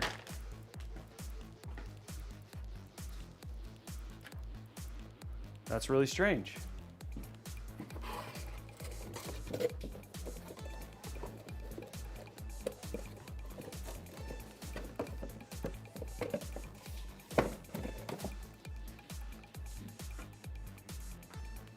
Yeah, it's just a standard.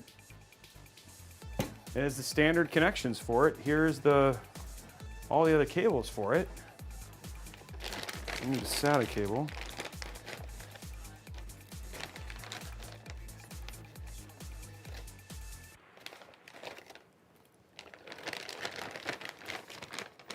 That's really weird. It's missing the 24 pin.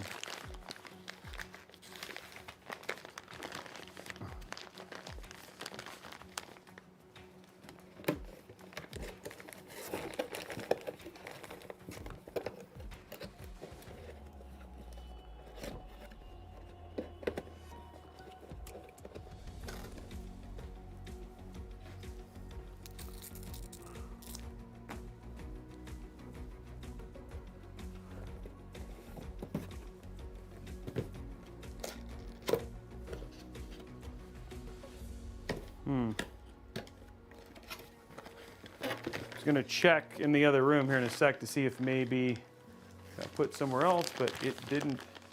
I don't have the 24 pin.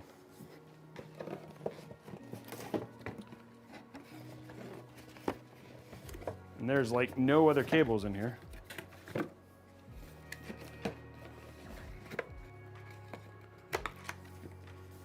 Okay, put this back here real quick. Give me one sec, guys. Everything else is ready to go. Oh, I forgot to find the screws. Oh no, the screws are in there. Okay, what? I'll be right back.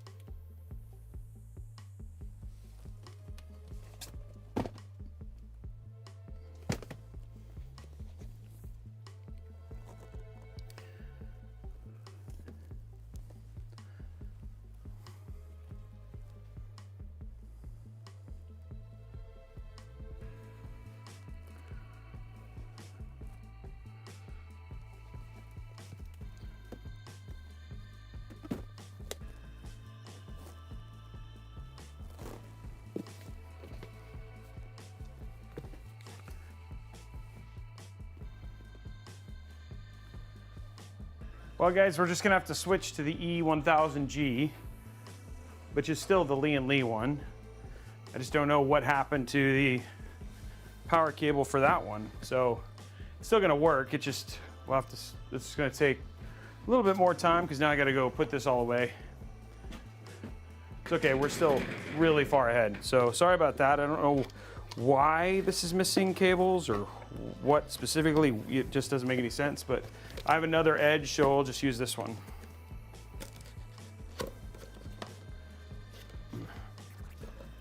So switch to that and go from there.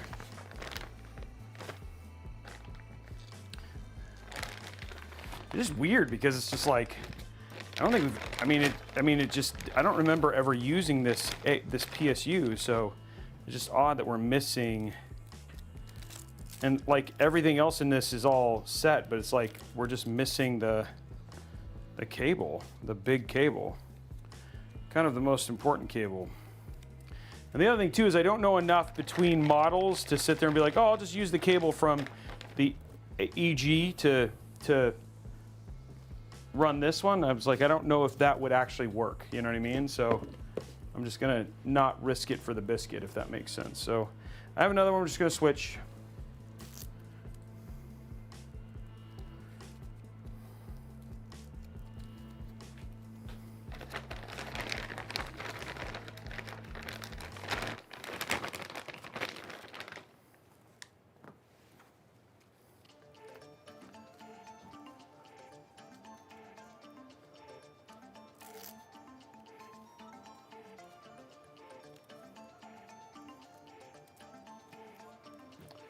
Go. And this has obviously been opened. That's the part. It's like we obviously opened it, I guess. I don't know why I'd just take one cable out. And the other thing too is you can't use that cable with any other ones, but I don't know, I don't understand.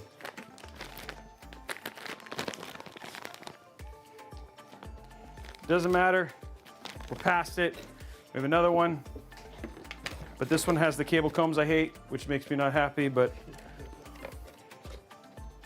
I'll survive.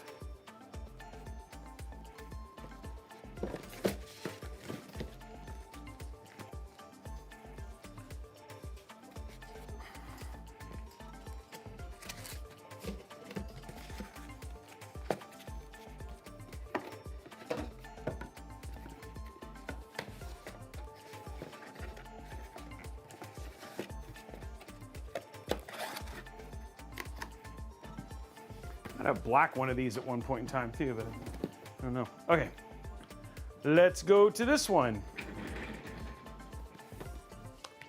EG1000G.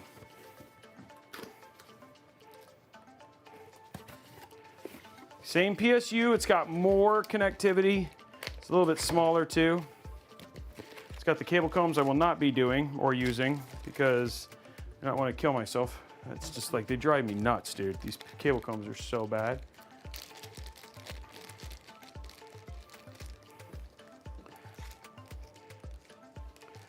Okay, there's the 4 screws. Yeah, these right here, no bueno. Not use them.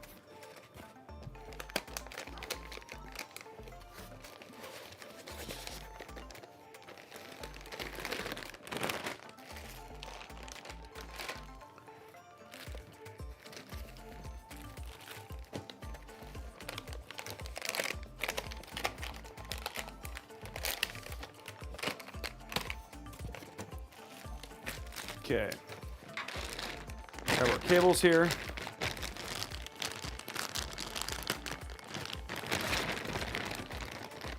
We need one PCIe, one CPU. We need not that.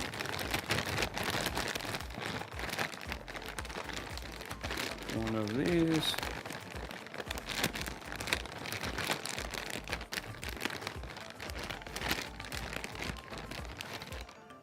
Pin,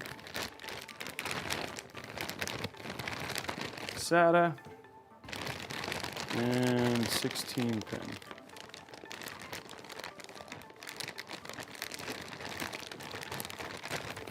Okay, there we go. So there's all of our cables.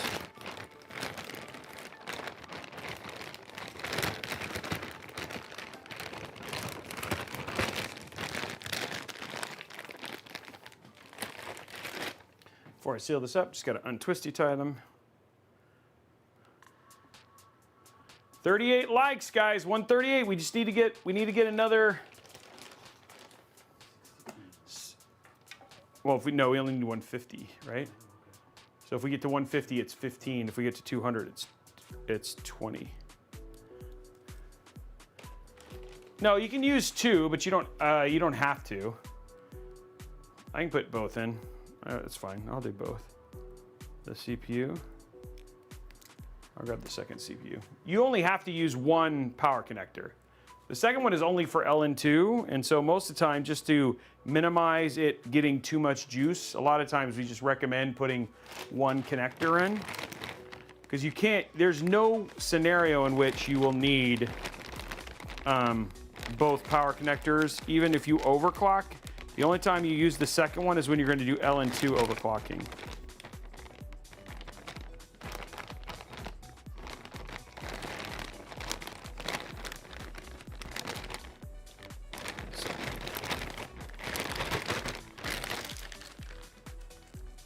$140, guys, 10 more. There we go.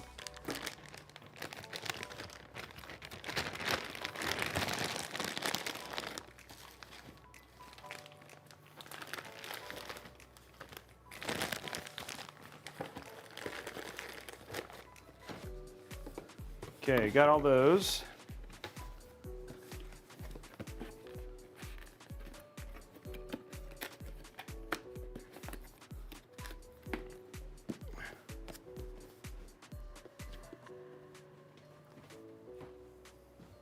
Okay, so now what we're going to do, we're going to grab our PSU here. Sorry for the delay there, guys. Would have done this a while ago, but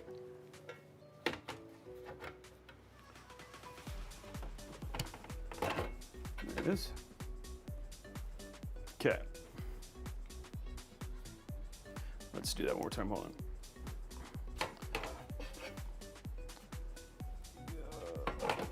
There it is.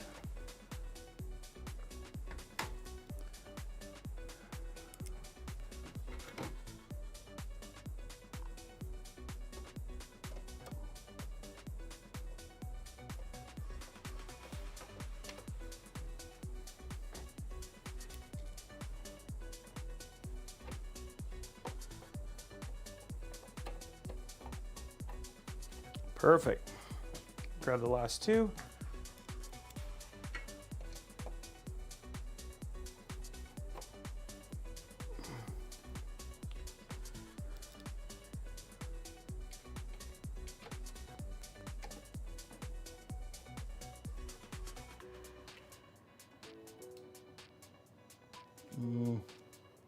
When I tell you not to tighten them all the way and then I didn't follow my own advice?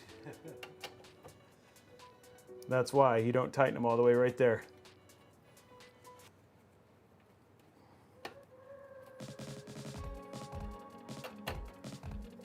And the music's going nuts. There we go.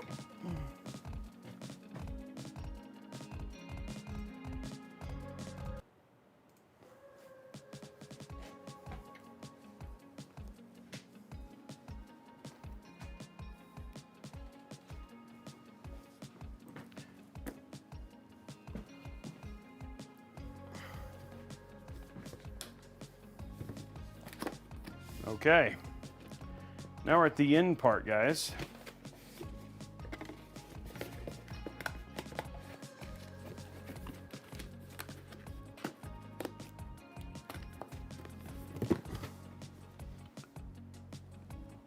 Grab a drink. Let's get it built. There we go. Okay, now is the time. Finish this out. Start with our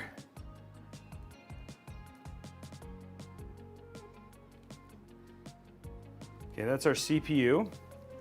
So we'll grab this. There we go. And then we want this CPU as well.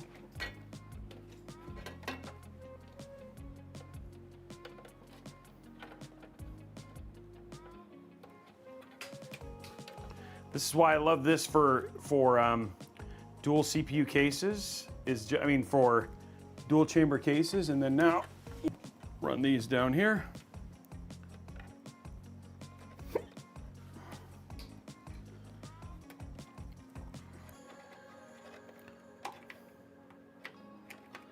There's that one.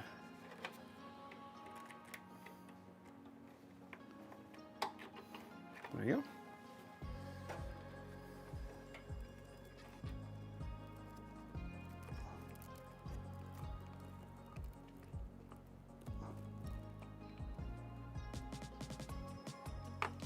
Come on, come on. There we go. There's that one.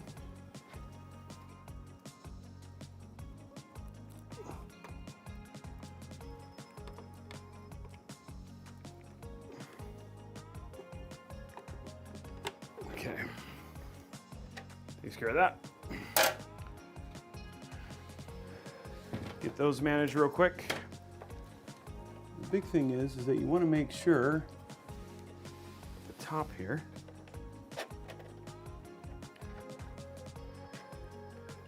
Let's see what we got here.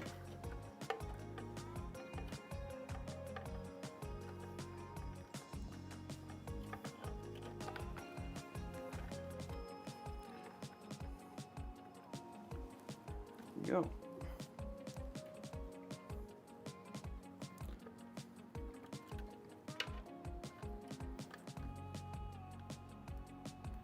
There we go.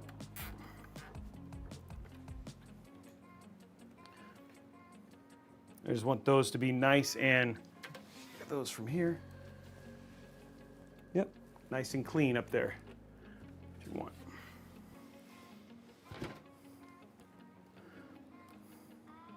Okay, takes care of that. Okay, next up, let's grab our SATA. Pretty small one right here. This one can just stay zip tied. Grab this, plug it in.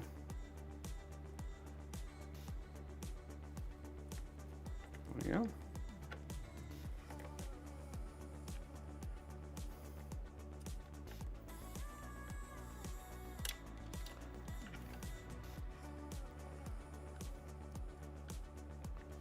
There we go. Perfect. That takes care of that.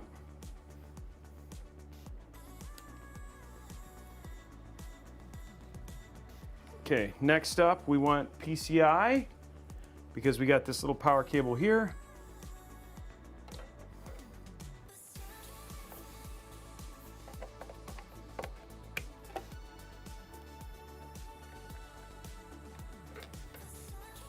That goes right here. 4-pin.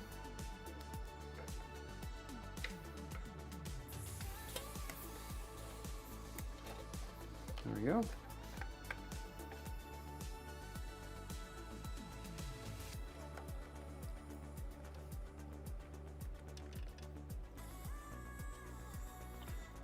That's sealed up.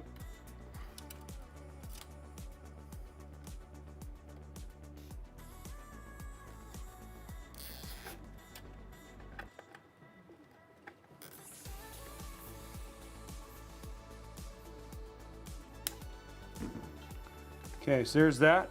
Hub is powered now. And then we have 2 more cables left, guys. Only 2. First one is 24-pin.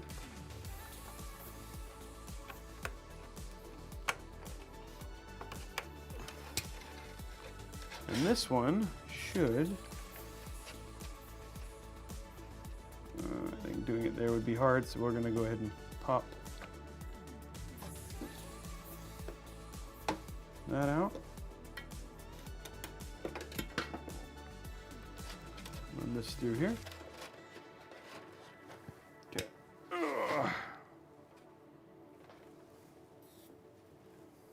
Okay.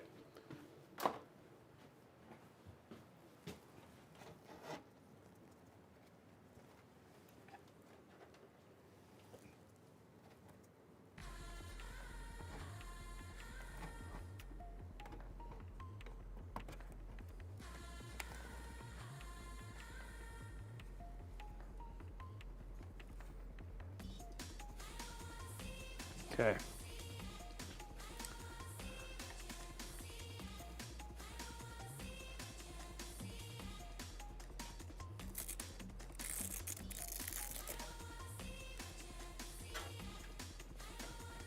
The big thing here is just to make sure that this stays at the right height. There you go, and then the rest of this can go. Okay, cool. Looks good, right? There we go.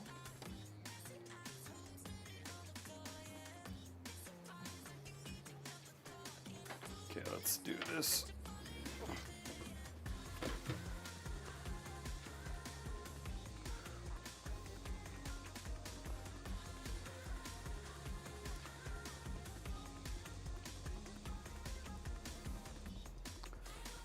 There we go.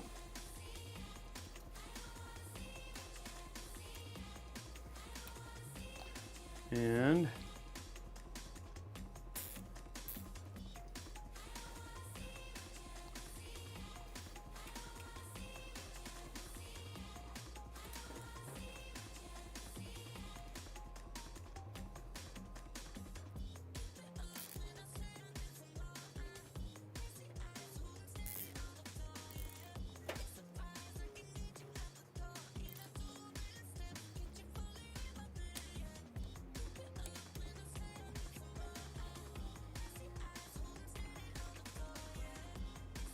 everything here is looking good. All we have left is our single 16-pin.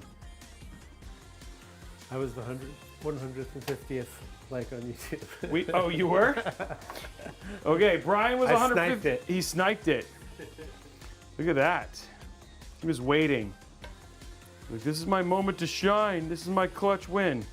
Okay, guys, so if we have, just till we're done, you have that much time to hit 200. We've unlocked the $15 gift card. If we get to 200, then we'll unlock the next tier. Okay, so. Oh, man, okay.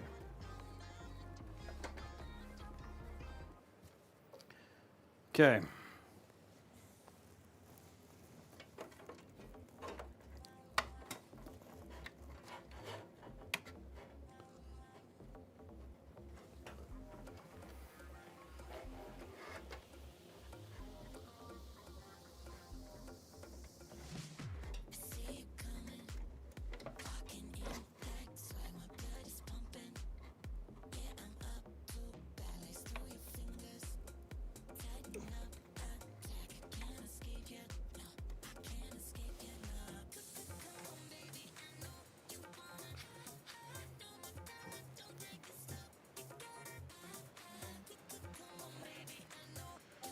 take care of this here in a minute. I'm just gonna make this.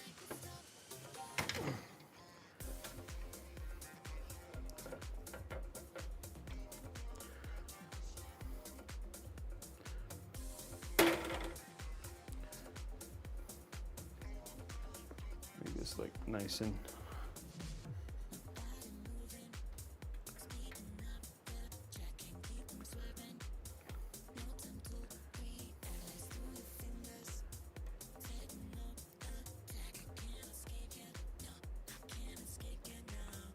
Okay, there we go. Almost there. This is the last cable, guys.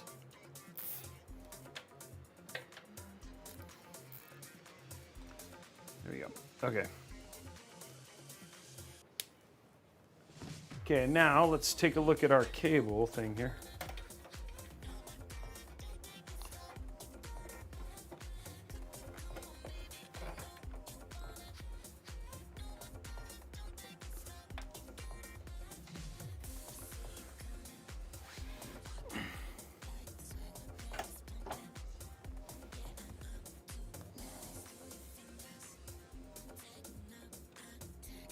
Okay, and then what I'm going to do here is just to keep this nice and clean, is use some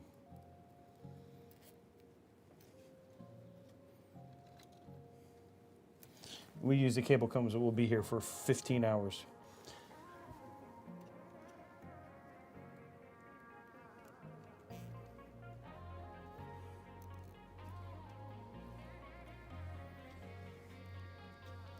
There we go.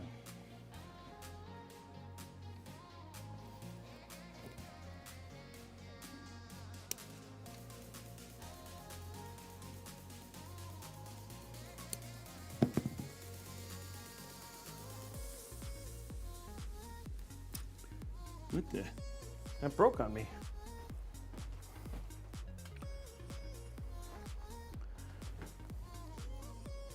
Does a broken cable tie not get counted? No, it gets counted because it still died for the cause, but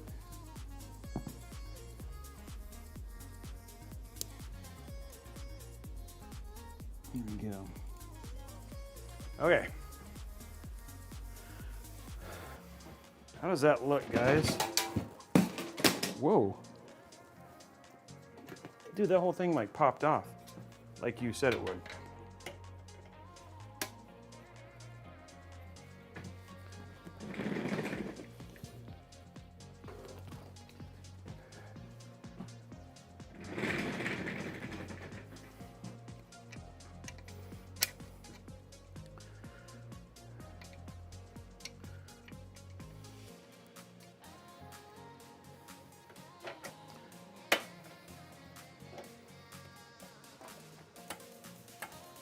There we go.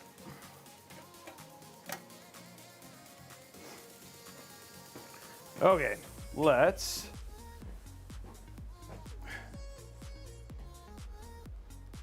get that screwed on.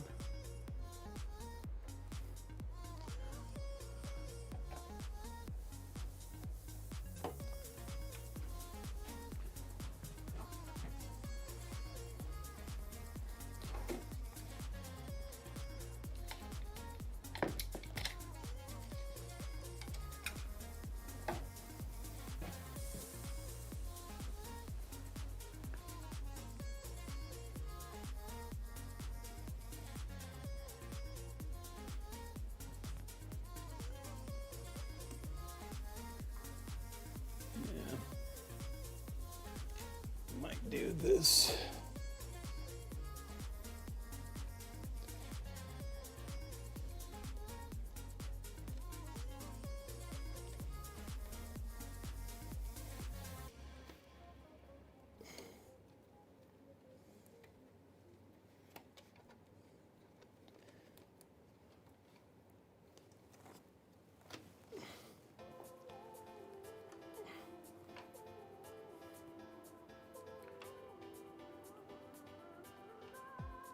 I'm trying to push it down a little bit more.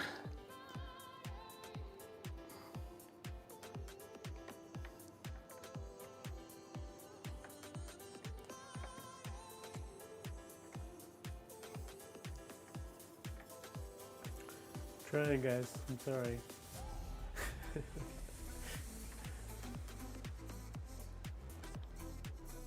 Almost there.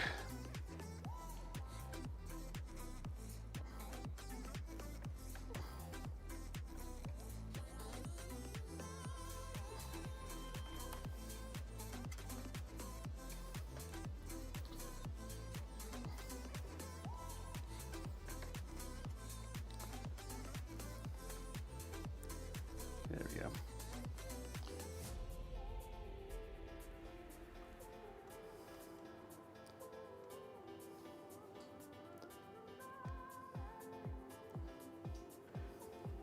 Thank you, Osmos. Okay, how's that look? Looks good, right? Yeah, it looks good and clean. Just trying to keep it best we can here. All right, cool. Let's put it back together.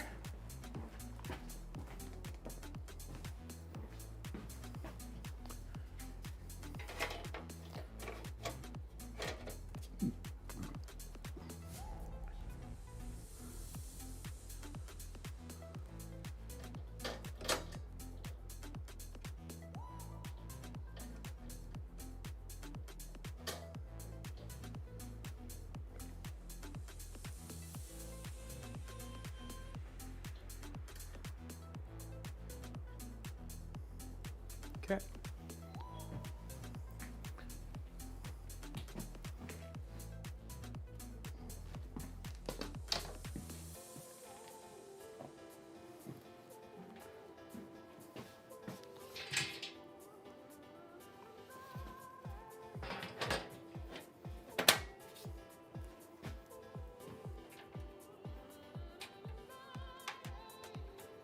There we go.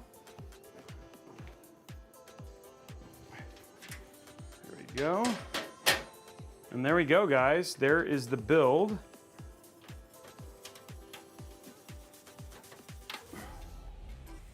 Perfect. Peel this off.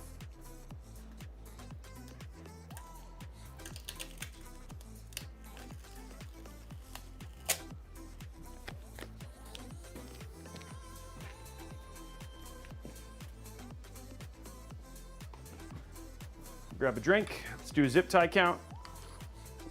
And then we'll do our sponsor for today. And then we'll turn it on. Ugh.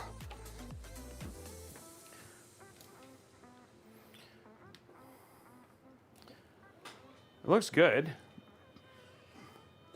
The what? Looks sloped. Okay, well, we can put the sag bracket on. You're saying there is sag on the bracket. I wonder if it's actually, I think it might be, well, I can't. Like it's like almost angle diagonally. Okay, well, we'll put the sag bracket in. Ugh. Oh, that's why they gave it to us. Let's put it in. Ugh. I can't believe this one. It's just a two slot, but I don't know. We'll get it fixed.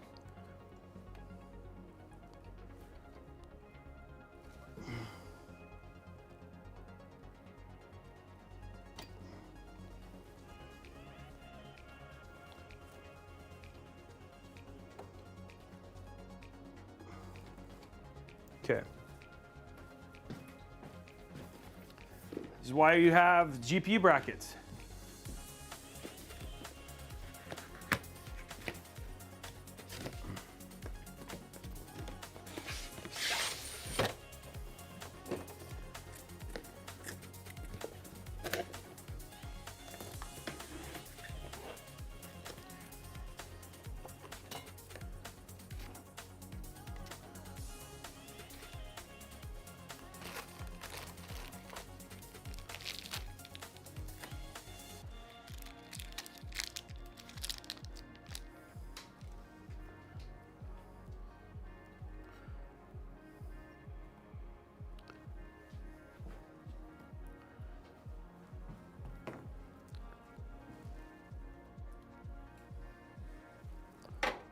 we go.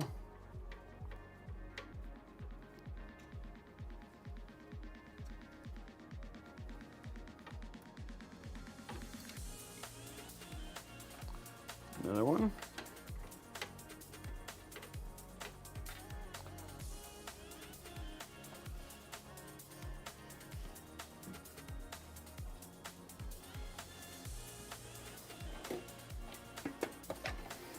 I need this. There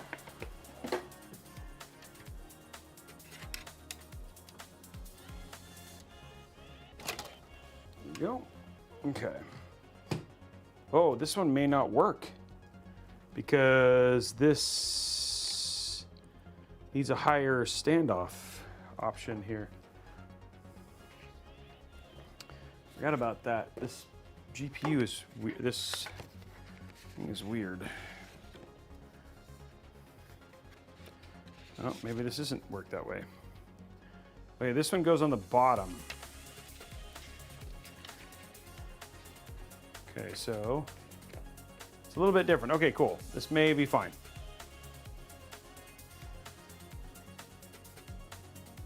So we have this pointing down like that. Need these screws. I'll try and do it over here.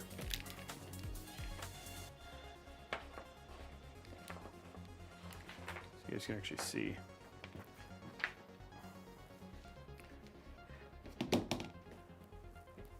There you go.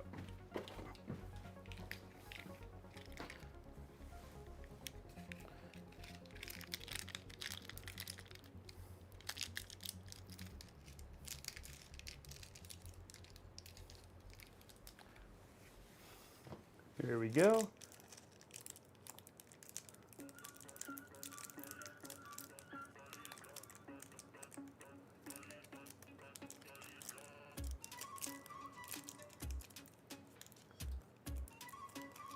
There you go. Okay, cool.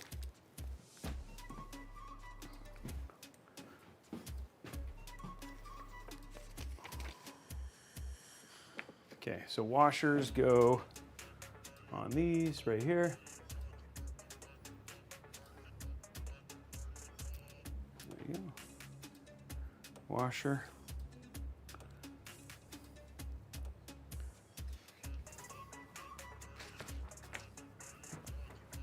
This goes right here.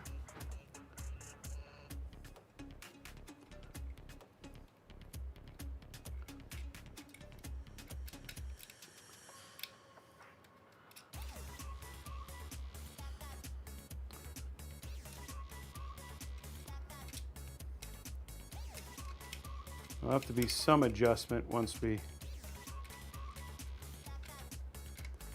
get this all put together here.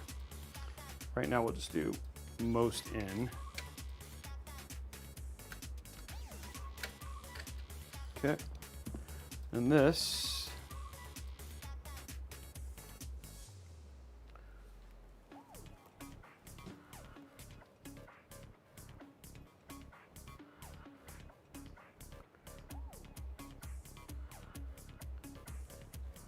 Gigabyte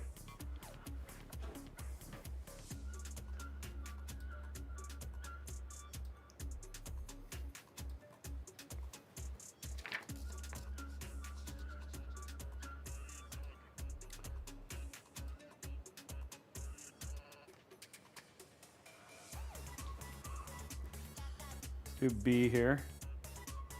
There's two different ways to install it. Okay. And this goes, no, I think I want to go the other way, okay. We'll do this way. I put this in. This will be like this.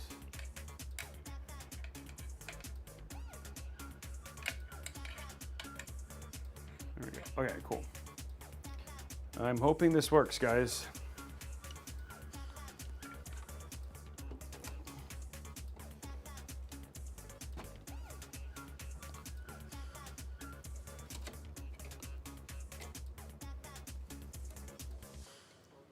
Looks like it'll be fine. Okay, yeah, that'll be fine. Okay, cool. We're good.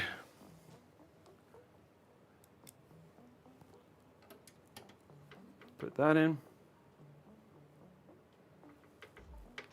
Zoom that in. Okay, next up.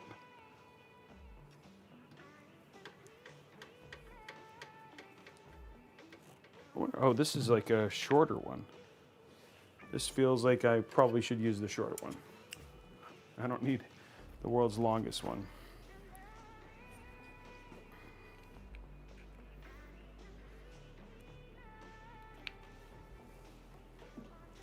Yeah, that's fine. Okay, cool. Now, put this up.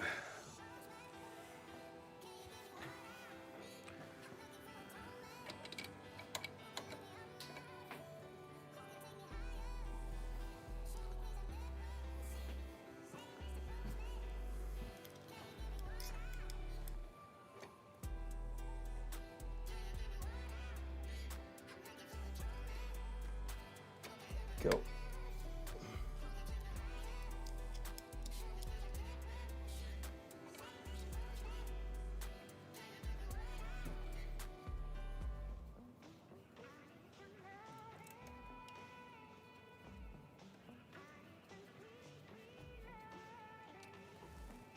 Okay. Does that look better?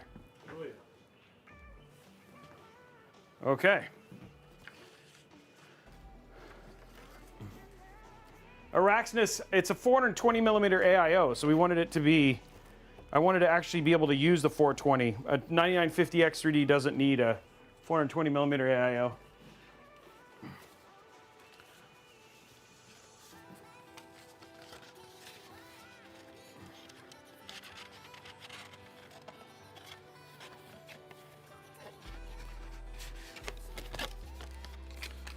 Okay, so there's that. Now we're all lined up and it's straight now. What did I do with the, there it is.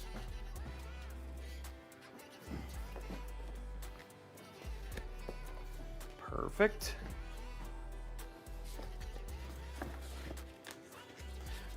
Well, remember 360 and 420 millimeter AIOs are not necessarily better than 360s because remember the fan spins slower. So we actually have a 360 versus 420 guide, and for the most part, there's 360s that outperform for, it's time for vacation. What does that mean? There's 360s that are the same, that perform better than 420s. So 9950X is quite warm.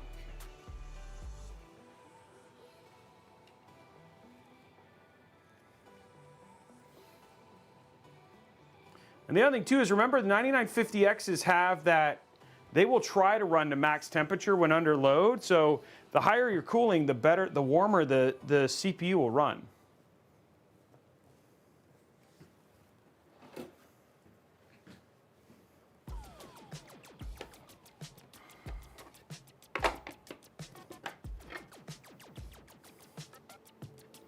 So it just depends. We'll see. We're gonna see what temps are like when we do it here in a minute. So here we go soon.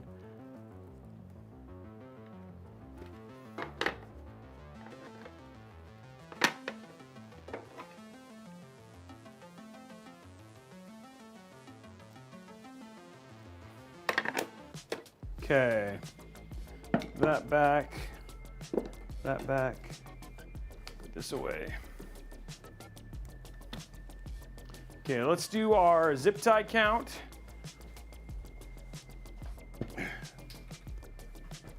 Is it odd or even today? Hopefully you'll be able to see them because they're nearly invisible. Yeah, that should be fine. Yeah, here we go. Put this up.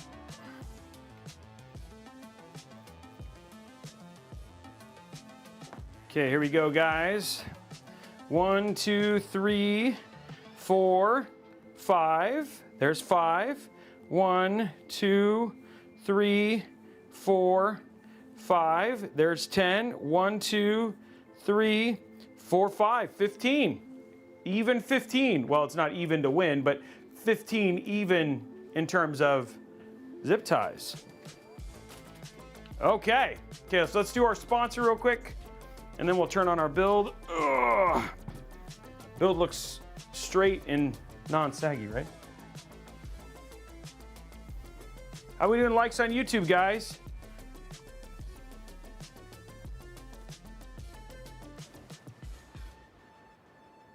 That's good, right? Cool, okay. Okay, let's grab our PC thing here.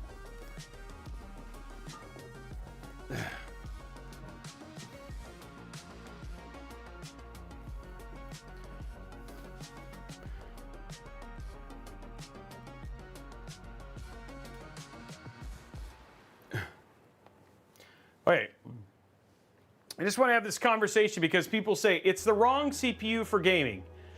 If you're gaming at 1440p or 4K, unless you are using a CPU-heavy game like CSGO or a simulation title, there will be less than a 4% difference in the performance between what you're seeing, and at 4K, it's almost the same. So the other thing too is you actually have to be really careful. I feel like a lot of people start pushing these things like, hey, CPU matters, CPU is like the greatest thing to think. To be honest, all in all, you just need to determine and look at the games you're gonna play, because there might be things where you're overspending on a CPU that's doing jack diddly squat for you at gaming. Understand that gaming is all dependent on where it's basically the thread zero is for the game for the actual software and what it's using. And if it's not CPU bound or CPU heavy, it does not matter if you have an X3D or not, especially at 1440p and at 4K. So I want to be super careful about that, because a lot of people say it's the wrong CPU for gaming. That is not true. Yes, it is not the wrong CPU for gaming. I would say 98% of people born Joker did literally put it in there. Most people overspend for CPUs. And in the end, they're doing something because all they do is they go look at a YouTube review on an X3D and it says, this is the best at gaming. Yes, at 1080p, not at 1440p or 4K. So that's the point I'm trying to make. So please stop saying stuff. This thing will be absolutely fine at gaming. And for most people who play cinematic games, unless you're playing older games that are more CPU bound, this will run just as well as an X3D. So I just want to be, I get frustrated because I just feel like people spout the wrong information, and the truth is it's not that important, right? What is the most important for gaming is your GPU. So they're not, Mark Griffin. The thing is understand, most developers are developing their games for consoles. They're not even using they're doing game development for consoles. So the CPUs aren't even the ones that are in there. PCs are second-class citizens for most game developers. How do I know this? I've been game developing for 20 years. I've made 17 games, AAA games, Halo all the way up. I think the thing is that people, oh my gosh, this is so frustrating because people think that they understand the industry when they've never made a freaking game in their life and have no idea what the heck they're talking about. So I'm just like, it drives me nuts, right? It's the same thing with the whole VRAM thing. Like, I completely agree that 8 gigs of VRAM is a problem, but most developers are developing for literally 1060s and 2060s because that's what people own. And the thing is that they have to make money. So if the games don't run on those systems, they're not making money. Dude, less than 3% of people actually use 50 series or have high-end 40 series cards. The 9070 XT and 16 gigs, even 12 gigs or 10 gigs, that's less than 5% of the total population. So for like, if people are going and saying like, hey, game development, no, they're not. They're making games for Xboxes and PlayStation 5s, and then the thing is they're like, well, it doesn't run max res. Of course it doesn't, because game developers, we don't freaking care about max resolution. We care about recommended settings, because that's where the majority of players are playing. And they're all of this stuff about saying, hey, I'm testing things and like it's really bad at max settings. Yeah, because it's the most unoptimized part of a game. It just drives me nuts, because all these people who don't make video games are going and saying, here's what the industry needs to do, and it's like the 8% telling the 92% what actually they need to do, and that's crap. People get mad about the 1%. You're doing the same thing just for game development. Yeah. It's just so frustrating. And I agree. I'm not saying that companies aren't doing crappy things. Don't get me wrong. Like, I agree about 8 gigs and all that sort of stuff, and I understand. But the thing is for people to say that, I remember when the 4060 came out and they said 8 gigs will be not used. Dude, 8 gigs is still fine. There's lots of games because the thing is that if they made it so 8 gigs didn't work, you couldn't sell that to 95% of customers. And that's the thing. It's like the 1%. Yeah, it's just, yeah. I know Jimmy Torres, and that's the thing is, like, you can't say these things because it's just like, all you're gonna do is you're gonna get crucified. But the problem is, there's a reason game developers don't say it, is because nobody wants to hear it. So, yeah. Okay, let's go to our sponsor. It just drives me nuts. All in all, like, here's the deal. If a CU7 or an i7 or something like that is cheaper, buy the freaking cheaper CPU, especially if you're playing at 1440p and 4K.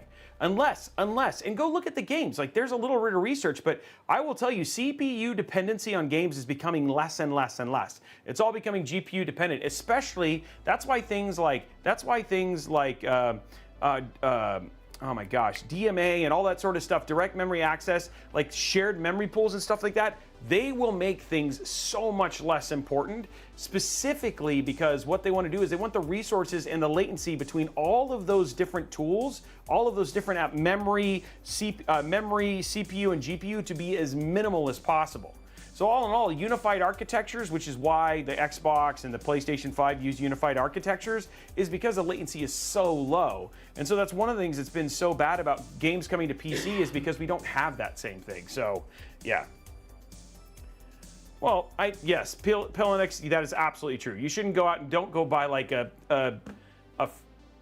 7500K or something like that. Point is that if you go, I'd say if you stay mid-range, if you do a CU7 or a 9800X3D or whatever, like, when you think about your budget, spend your money on your GPU. If you're a gamer, all of the money should go to this, not to your CPU. So if you can save $200 and get a CU7 and go from a 5070 to a 5070 Ti, I would do that. I would not spend the money on an X3D chip when in all reality, you're going to get a much larger uplift from a GPU like a 9070 XT or something like that versus spending it on a CPU. So, anyway, I'm done. Maybe. Okay, so let's go and okay, so I'm logged in. Speaking of saving money, let's say, for instance, you want to save money on a Windows key. So you get finished building this, and you can go spend $100+ or $150 on Windows 11, because you know what, Microsoft, they're all about the customer. But what you can do here is you can actually go save at VIP-CDKdeals.com. Go ahead and take a look here. Here's Windows 11 Pro. It's $32.65. Go ahead and select that, and then you hit Buy Now. And what was $32.65, if I use code RBCK at checkout and hit Apply, what was $32.65 drops all the way down to $22.85. So that's a significant savings. And again, yes, these are OEM keys. So if you were to change your motherboard, then you might have to redo your key. But you'd have to buy literally 5 keys to make up the price of just one retail key. And then the same thing goes for Office 365. If you take a look at a search here for Office 365, which I use all the time, right? And maybe you're not, maybe you use something else. But here's Office 365 for 5 devices. It's regularly almost over $250, and you're paying this on a renewable basis. But here you can get 5 devices for $43.44. But if you hit Buy Now, and again, you use the code RBCK at checkout, not RNCK. Hit Apply. What was $43.44 drops all the way down to $30.41. So anyway, significant savings in both of those cases.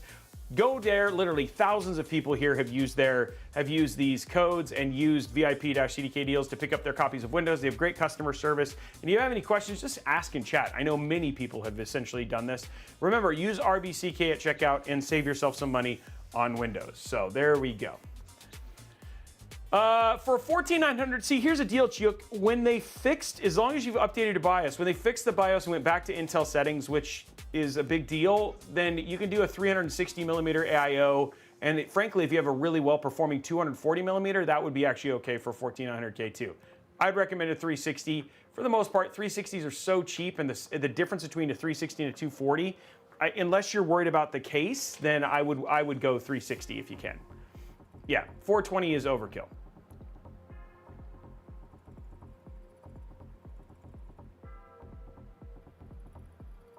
Yes, that's what I'm saying, Osmos. It said I would go with a 9070 XT over a 9070. That is, you are going to get way more gaming out of that, way more out of that 9070 XT than I would with a 9800X 3D. The 9070 XT is going to be a much bigger uplift. For 14900 KS, you can do a 360, just do a very nice 360 millimeter AIO, Christoph. But I mean, honestly, Intel stock settings really do save you. Don't dump a lot of heat, and the temperatures on those are way under. In fact, their numbers are very close to a 285K. Yeah. Having my 790, and I have the 420 crack, going with a 7800. Well, I mean, like HR Bomber 7800 X3D is like 330 bucks. So I would do a 7800 X3D over a 9800 X3D. The one thing that's nice about the 9800 X3D is because they move the 3D cache underneath. Essentially, there's overclock potential. Like it's a better architecture, but I don't know if it's worth 450 bucks at this point in time. For you, depending on if it's going to get you higher GPU power or anything like that. Really, it comes down to you and what you spend your budget on. Yeah. The light-based 900 and the 600 are great cards. Yeah, I mean, great cases. Okay, so let's do this now and grab our. Sorry, I went on a rant, but I've been a little frustrated just with kind of the state of our tech industry here recently and how soapboxy they've gotten about things that I just don't think people understand. All right. Here we go, guys. Moment of truth. Will it post?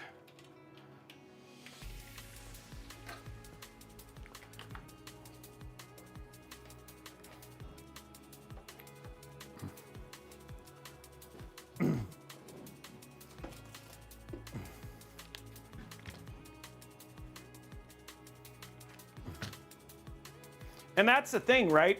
You say you don't trust yourself overclocking. I'll be honest, man, that's 98% of the population. That's why we don't do, that's why a lot of times, like, yes, in this case, I plugged in both CPU connectors. Most of the time I don't, because it's a step, and every step is an added opportunity to create risk. And so, you know, if I can do something like make it simpler for somebody or keep them from making a mistake, then I would like to do that.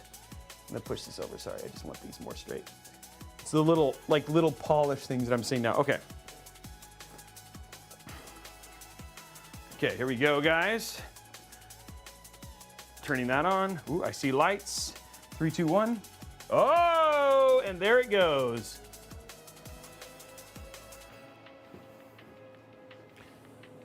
Okay, and I was like, is the AIO on? It is. Wow, that is a lot of white light all of a sudden. That is bright right there.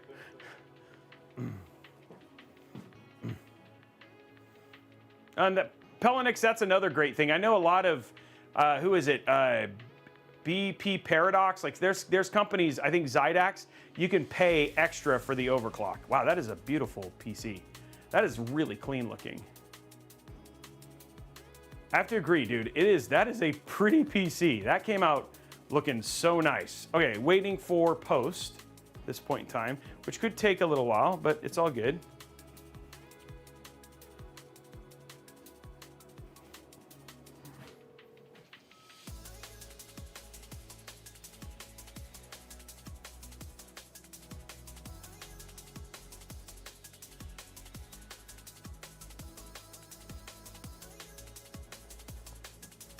It's weird because it's acting like it's posted.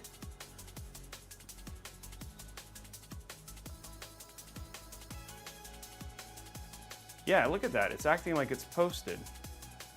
I'm gonna check DisplayPort real quick because the Kraken is actually showing data now.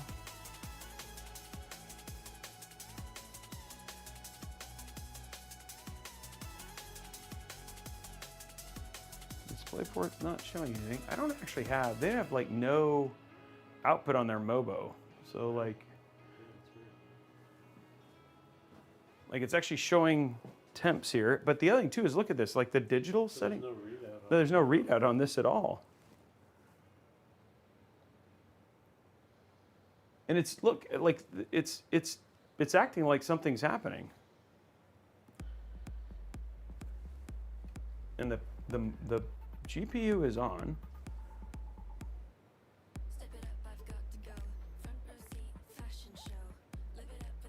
That is a very, I've never seen something like this before. Like, 'cause like you'd see something up here. So it's acting like it's posted.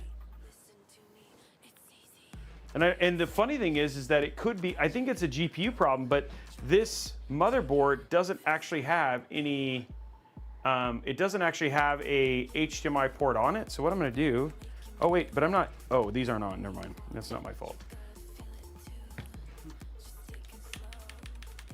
Okay, so what I'm gonna do, and I'm gonna shut this off, I'm gonna hit power, but it's like, it should be, It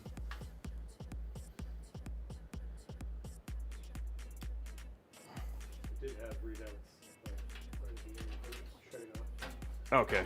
Just gonna make sure the 16 pin is plugged in all the way. Okay.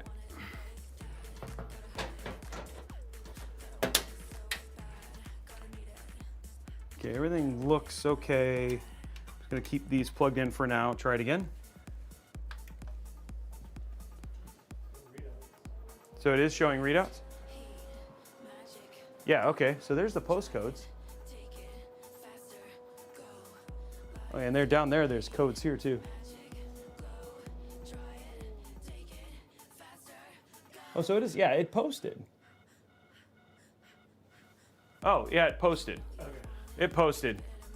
I just don't, I think this is one of those things where it's the GPU, and this is very GPU thing where sometimes you have to start with DisplayPort and sometimes you have to start with HDMI, but it did post. It is actually like all the way in. So I think it's just one of those things. Yeah, Brian, you can show them. It is actually here and it is posted, right? So it is here, but now it just needs to do its NVIDIA thing.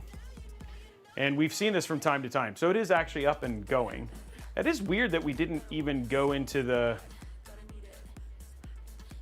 but yeah, it is posted, okay. I think it's what happened last time. NVIDIA, where are you?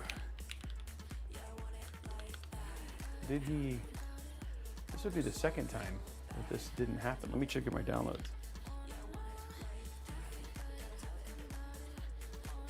Oh yeah, he did not download the NVIDIA driver.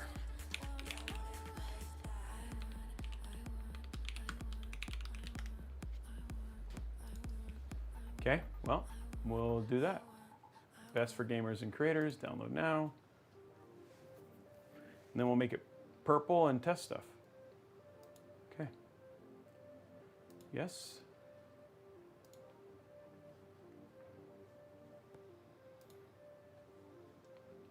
Agree. Okay, so you guys will see the screen here pretty soon. While we're doing that, we can, I wonder the RGB lighting. It says RGB RAM. So it is there. Okay. Let's change lighting to NZXT purple. But the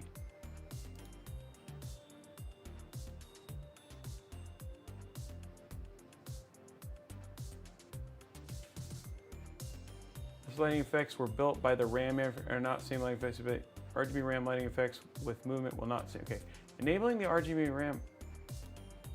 Is it enabled or is it not? Like, okay, so I think I have to restart to do this. Okay, so let's let that, but it's all purple except for the little bit. So, okay, let's install this.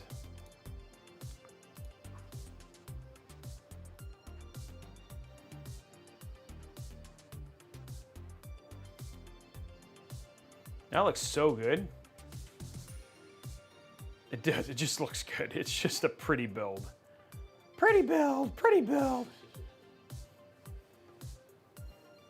I just wish we could get, like, I just struggle so hard with the cable combs. I wish we could get more cable combs on the GPU. And that's one of the things I liked about the 1000 Edge, is that you had more cable combs for all this stuff. And I feel like the PSU one actually ended up being fine, but the GPU one just needs, it feels like it needs more cable combs.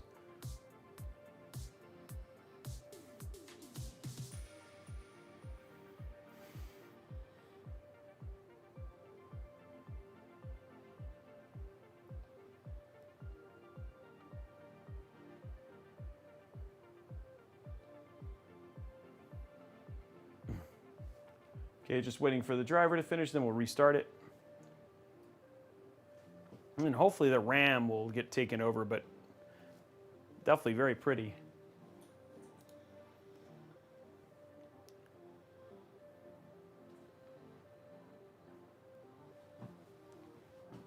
There we go.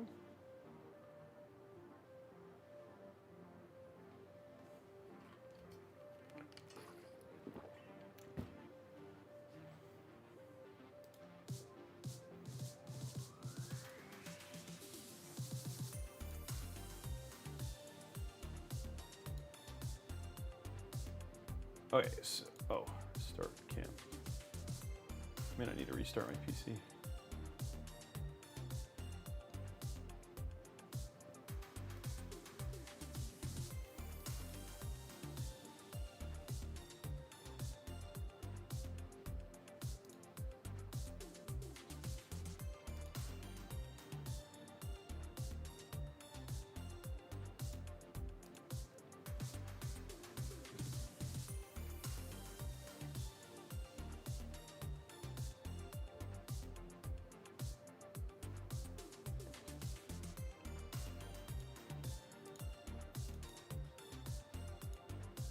White.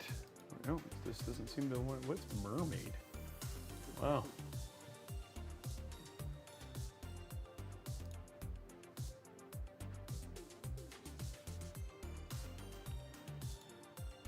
So the RAM, I have to buy the. I have to get the.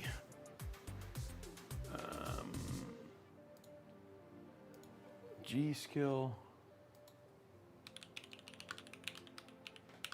The RGB.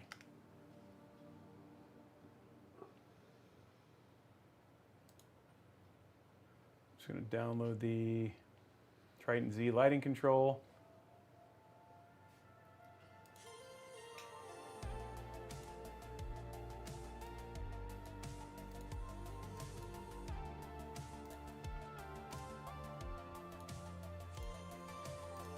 Okay, let's go to cam here. Let's go to capture so you guys can just see what I'm doing real quick.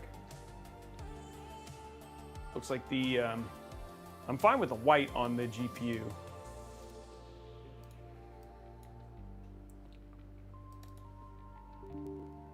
But this is not. You definitely want the RAM to match.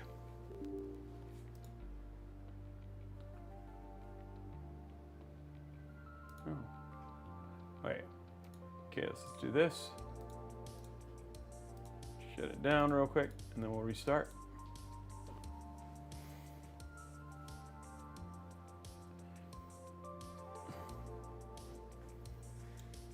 Okay. And then, there we go. Oh, it's good.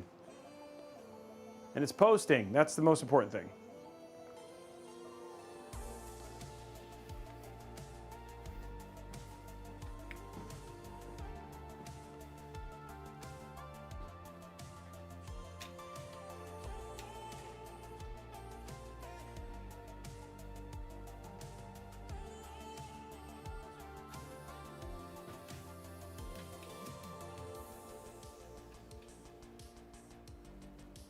There we go. Oh, you guys don't see the... Okay. Oh, you do see it. Why do I not see it here? That's weird.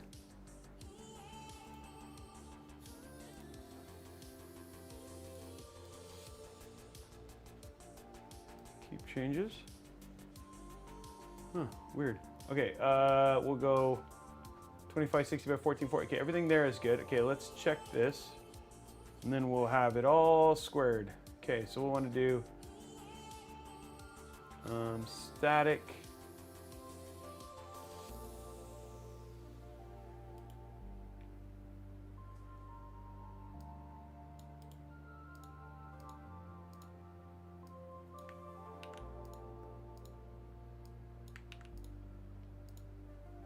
See if this works.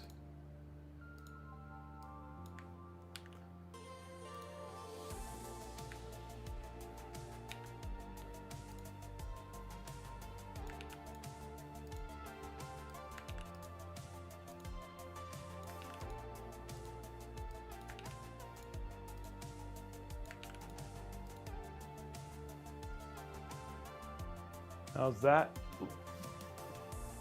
Does it work? Does it match? No, it's A little pink. a little pink. Okay, I'm gonna try this one. See if this, does this look better? The one LED, there's one LED that changed. Let me do this. Let me do this. LED 1.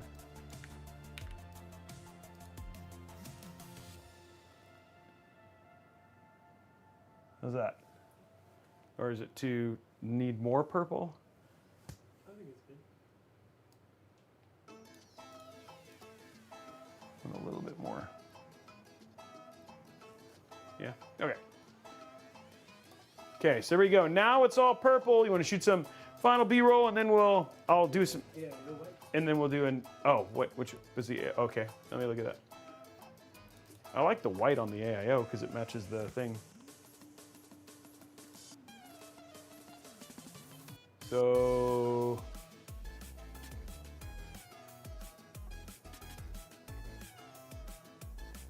that's all, the background is black.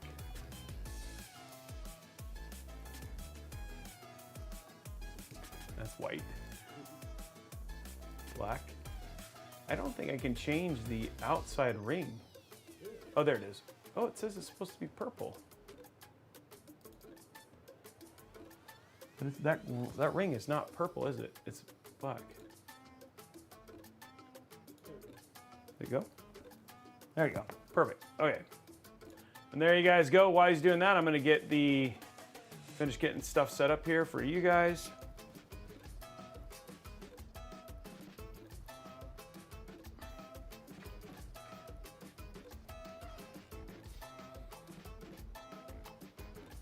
There we go, guys. Look at that.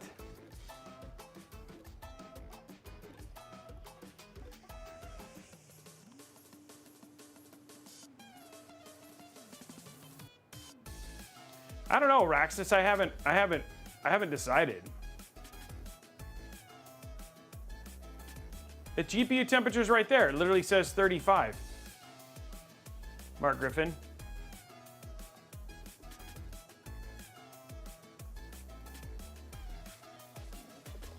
It came with the GPU.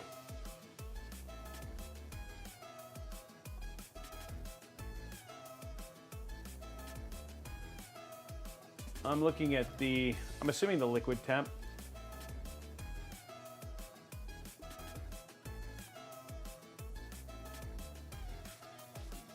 That looks so good. Yeah, looking at the temperatures on here, it's saying right now it's 38. Yeah, 33 average right now on the temperatures, on the CPU temperature. And then you're seeing it, yeah, there's 51. So it looks like it's reading it off of, it's a little bit delayed.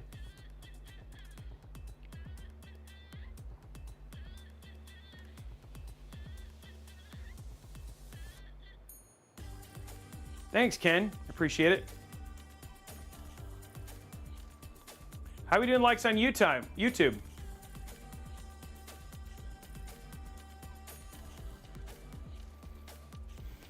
Okay, let's show some airflow stuff real quick.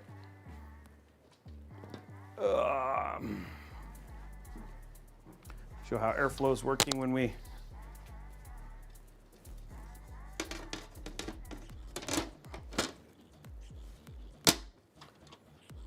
Okay, so let's get Cinebench going here.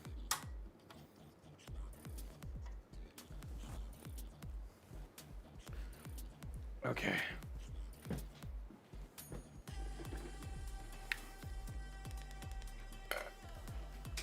Okay, so what we're gonna do is we're gonna show you guys how airflow is working.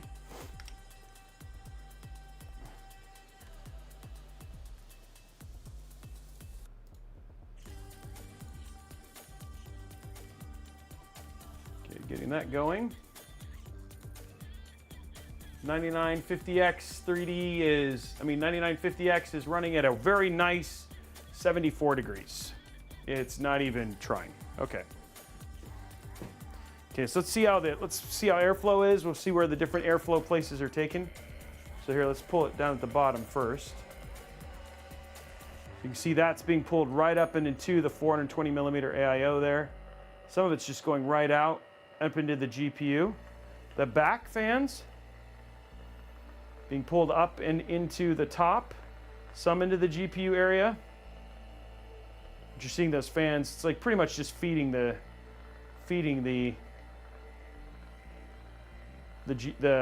AIO. So yeah. So there you go. There's your air. That's what air is doing and where it's going in different places in the case. See where each one of those is basically feeding through. It's being pulled right across, which is actually pretty crazy. It's okay. You don't have to like the case, CFC. Not every case is for everybody, right? And that's the thing. That's why we build in all the different ones. Then we'll jump over here to capture.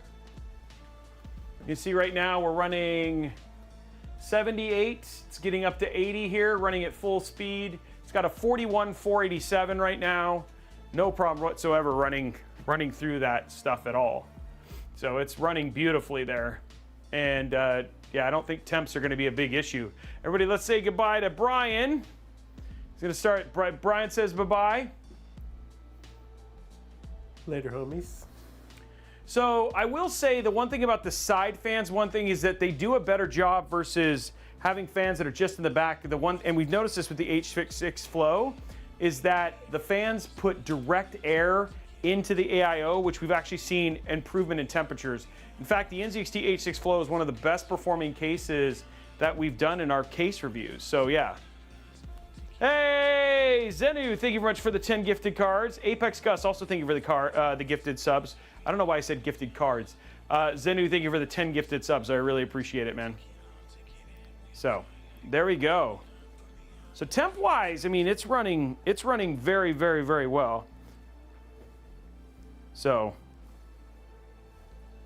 okay, let's pop over and check. And this is after 3 minutes, right? And it's still just staying right at 80, which is great. So I have a feeling it might get up to 85, but yeah, you can see plenty of room and not having any issue. And the thing is, I will tell you, fans are not at 100% right now.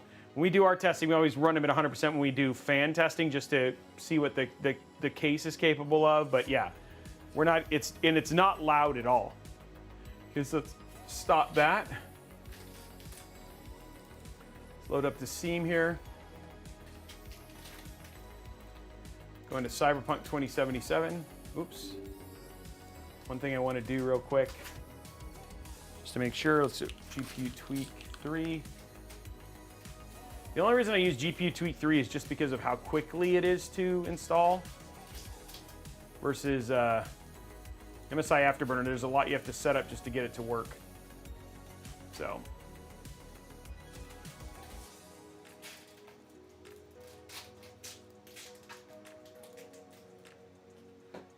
There we go.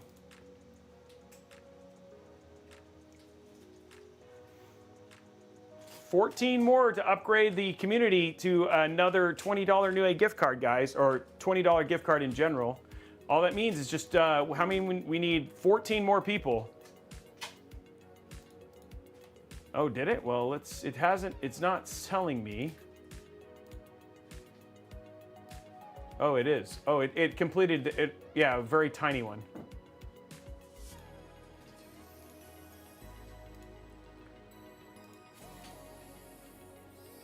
There we go. Hey, Okay, Ken, thank you very much.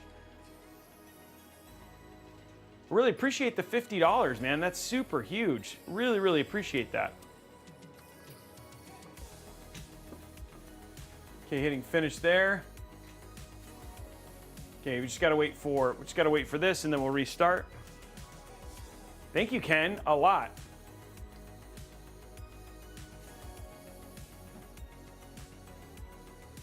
It is really easy to use. You'll see it here in a minute. You have to wait for the installation to finish.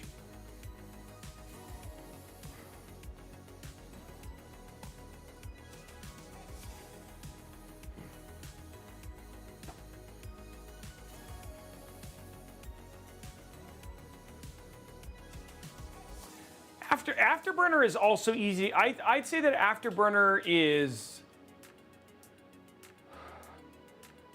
It just feels a lot more moldable. The one thing I like about GPU Tweak is it works really well just outside of the box. The one thing is that the NVIDIA app, like for overclocking and stuff like that, the NVIDIA app is kind of the best of both worlds. The only reason I use GPU Tweak or MSI Afterburner is just because on the OSD, it'll actually give me all the information I want right out of the box. Okay, and then yeah, let's talk about PC specs real quick. So while we're waiting for this restart here in a second.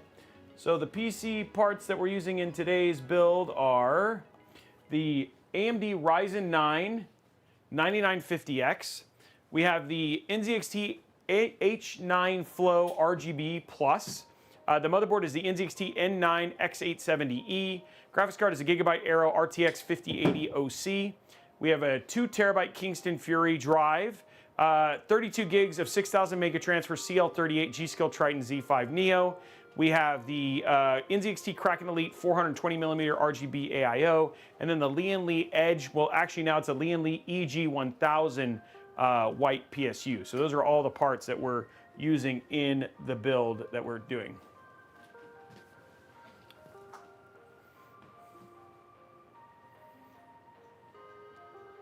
Yeah, that's tomorrow. Update 2.3 comes tomorrow, and I think FSR 4 is being added with that. Does anybody know? I think it's FSR 4.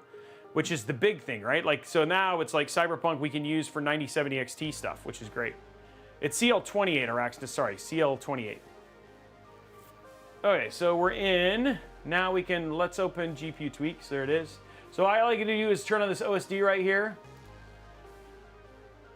And then if you go to OSD,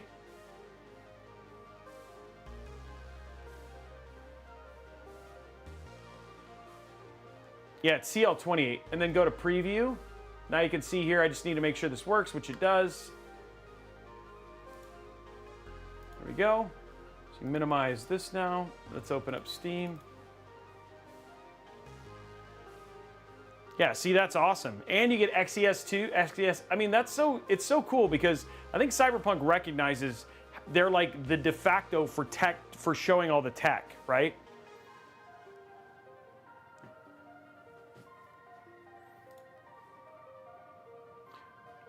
Oh, it's FSR 3.1. Okay, so FSR 4, when that happens, then we'll kind of have everything. 6 likes, guys, then we'll be able to give away a $20 gift card. So I'm going to let it go a little bit longer. So go head over and hit those likes buttons, because then we're good.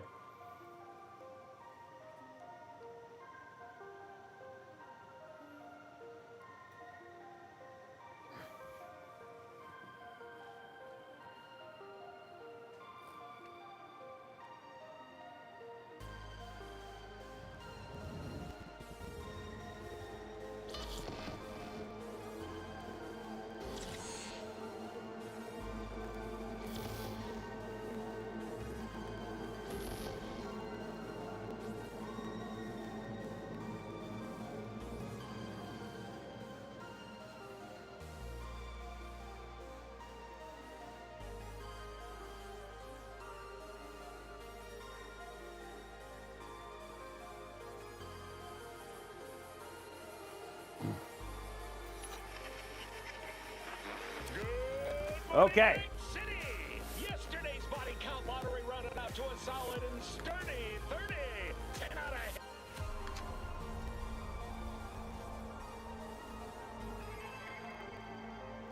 3 more, guys. Okay, so let's go here. You can see here right now, GPU temps 49, CPU temps 69. Let's go to graphics. We got Ray Tracing Ultra, DLSS Super Resolution. We have frame generation off. We're running 2560 by 1440. So this is just a great way to just kind of see what gaming temps are going to be like. And there it is, guys. We've unlocked the $20 Newegg gift card.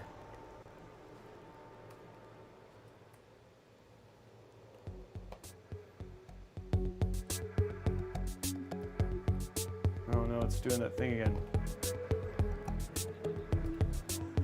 Check something. Music.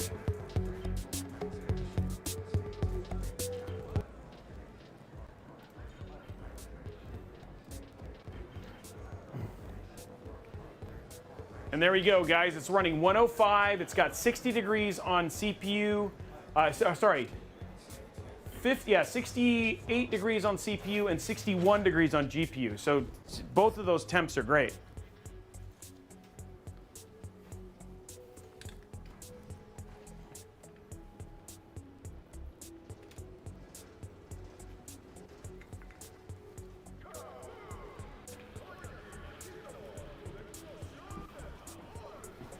So there we go again. CPU temp 71, GPU temp 60. So no issues with GPU temps at all on this, or CPU temps.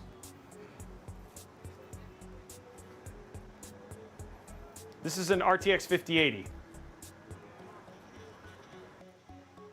And there you go, 111 right there. And as you can see, that's just a great kind of idea as a mixed, definitely a title that's going to push the CPU and the GPU at the same time. So just a great idea of how performance is going to run in this game.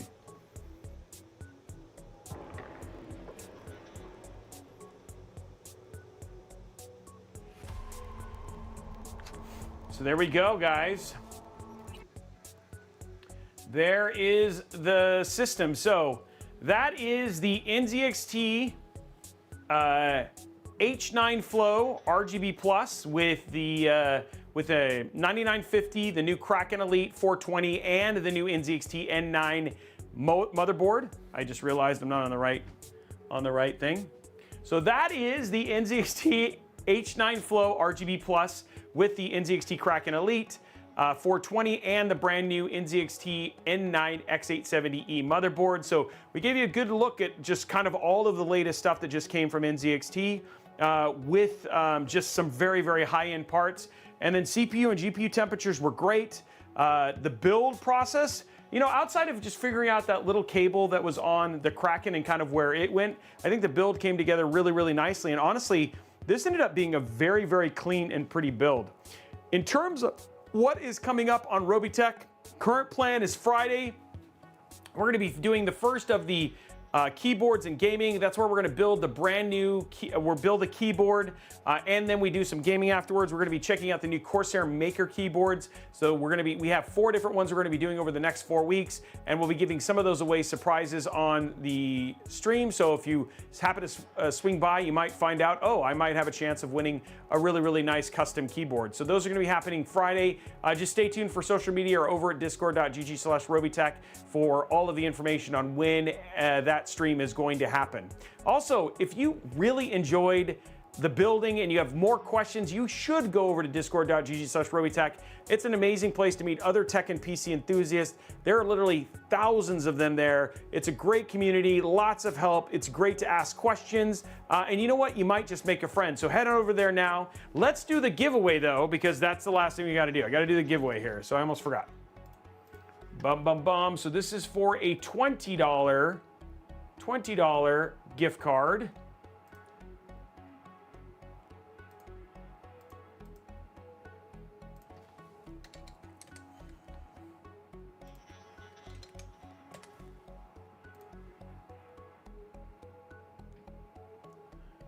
Let's go to settings, exclamation point community, guys. Exclamation point community starting right now, guys.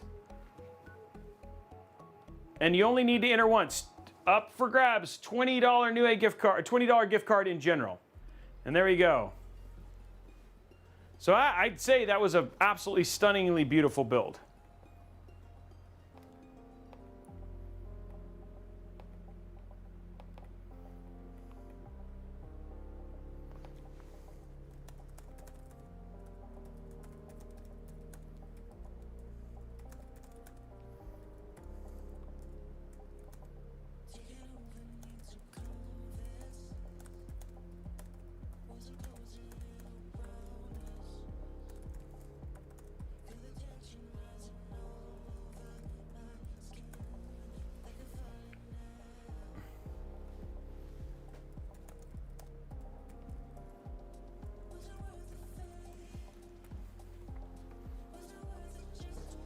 Okay, and remember, subs, you do get extra entries. So if we do keyboard giveaways, PC giveaways, it's always a good idea to drop your Prime sub. It's free. And on top of that, that gets you extra entries towards winning things like these gift cards, PC giveaways, keyboard giveaways, all that sort of stuff. So drop that, you know what I mean? That'll be an extra bonus for you right there at the end. And make sure you like and subscribe, not just here, but also like and subscribe over at YouTube Live and over at our YouTube channel. We just released our brand new budget AIO guide. So it's a great place to go and get additional information. We release videos pretty much almost every day in some place, whether that's a live stream, a build cut down, or just a guide or review or whatever it was. So worth checking out. Oh, you're gonna try and get that 100,000, huh, Turdog?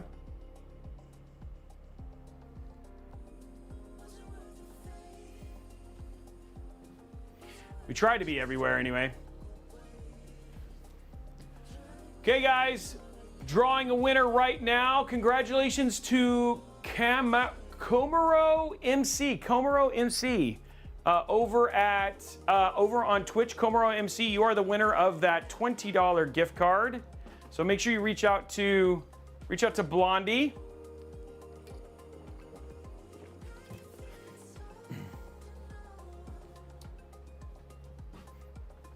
Congratulations.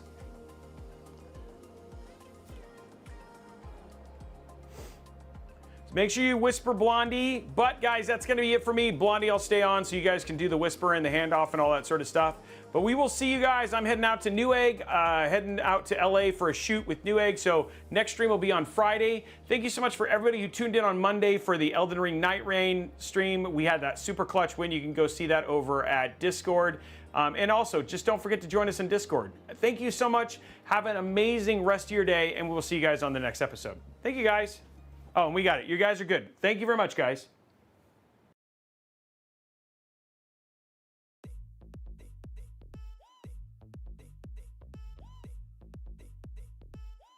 Contact Blondie Patgiki. She'll be happy to give you a notepad and a pen so you can start writing down everything you hear.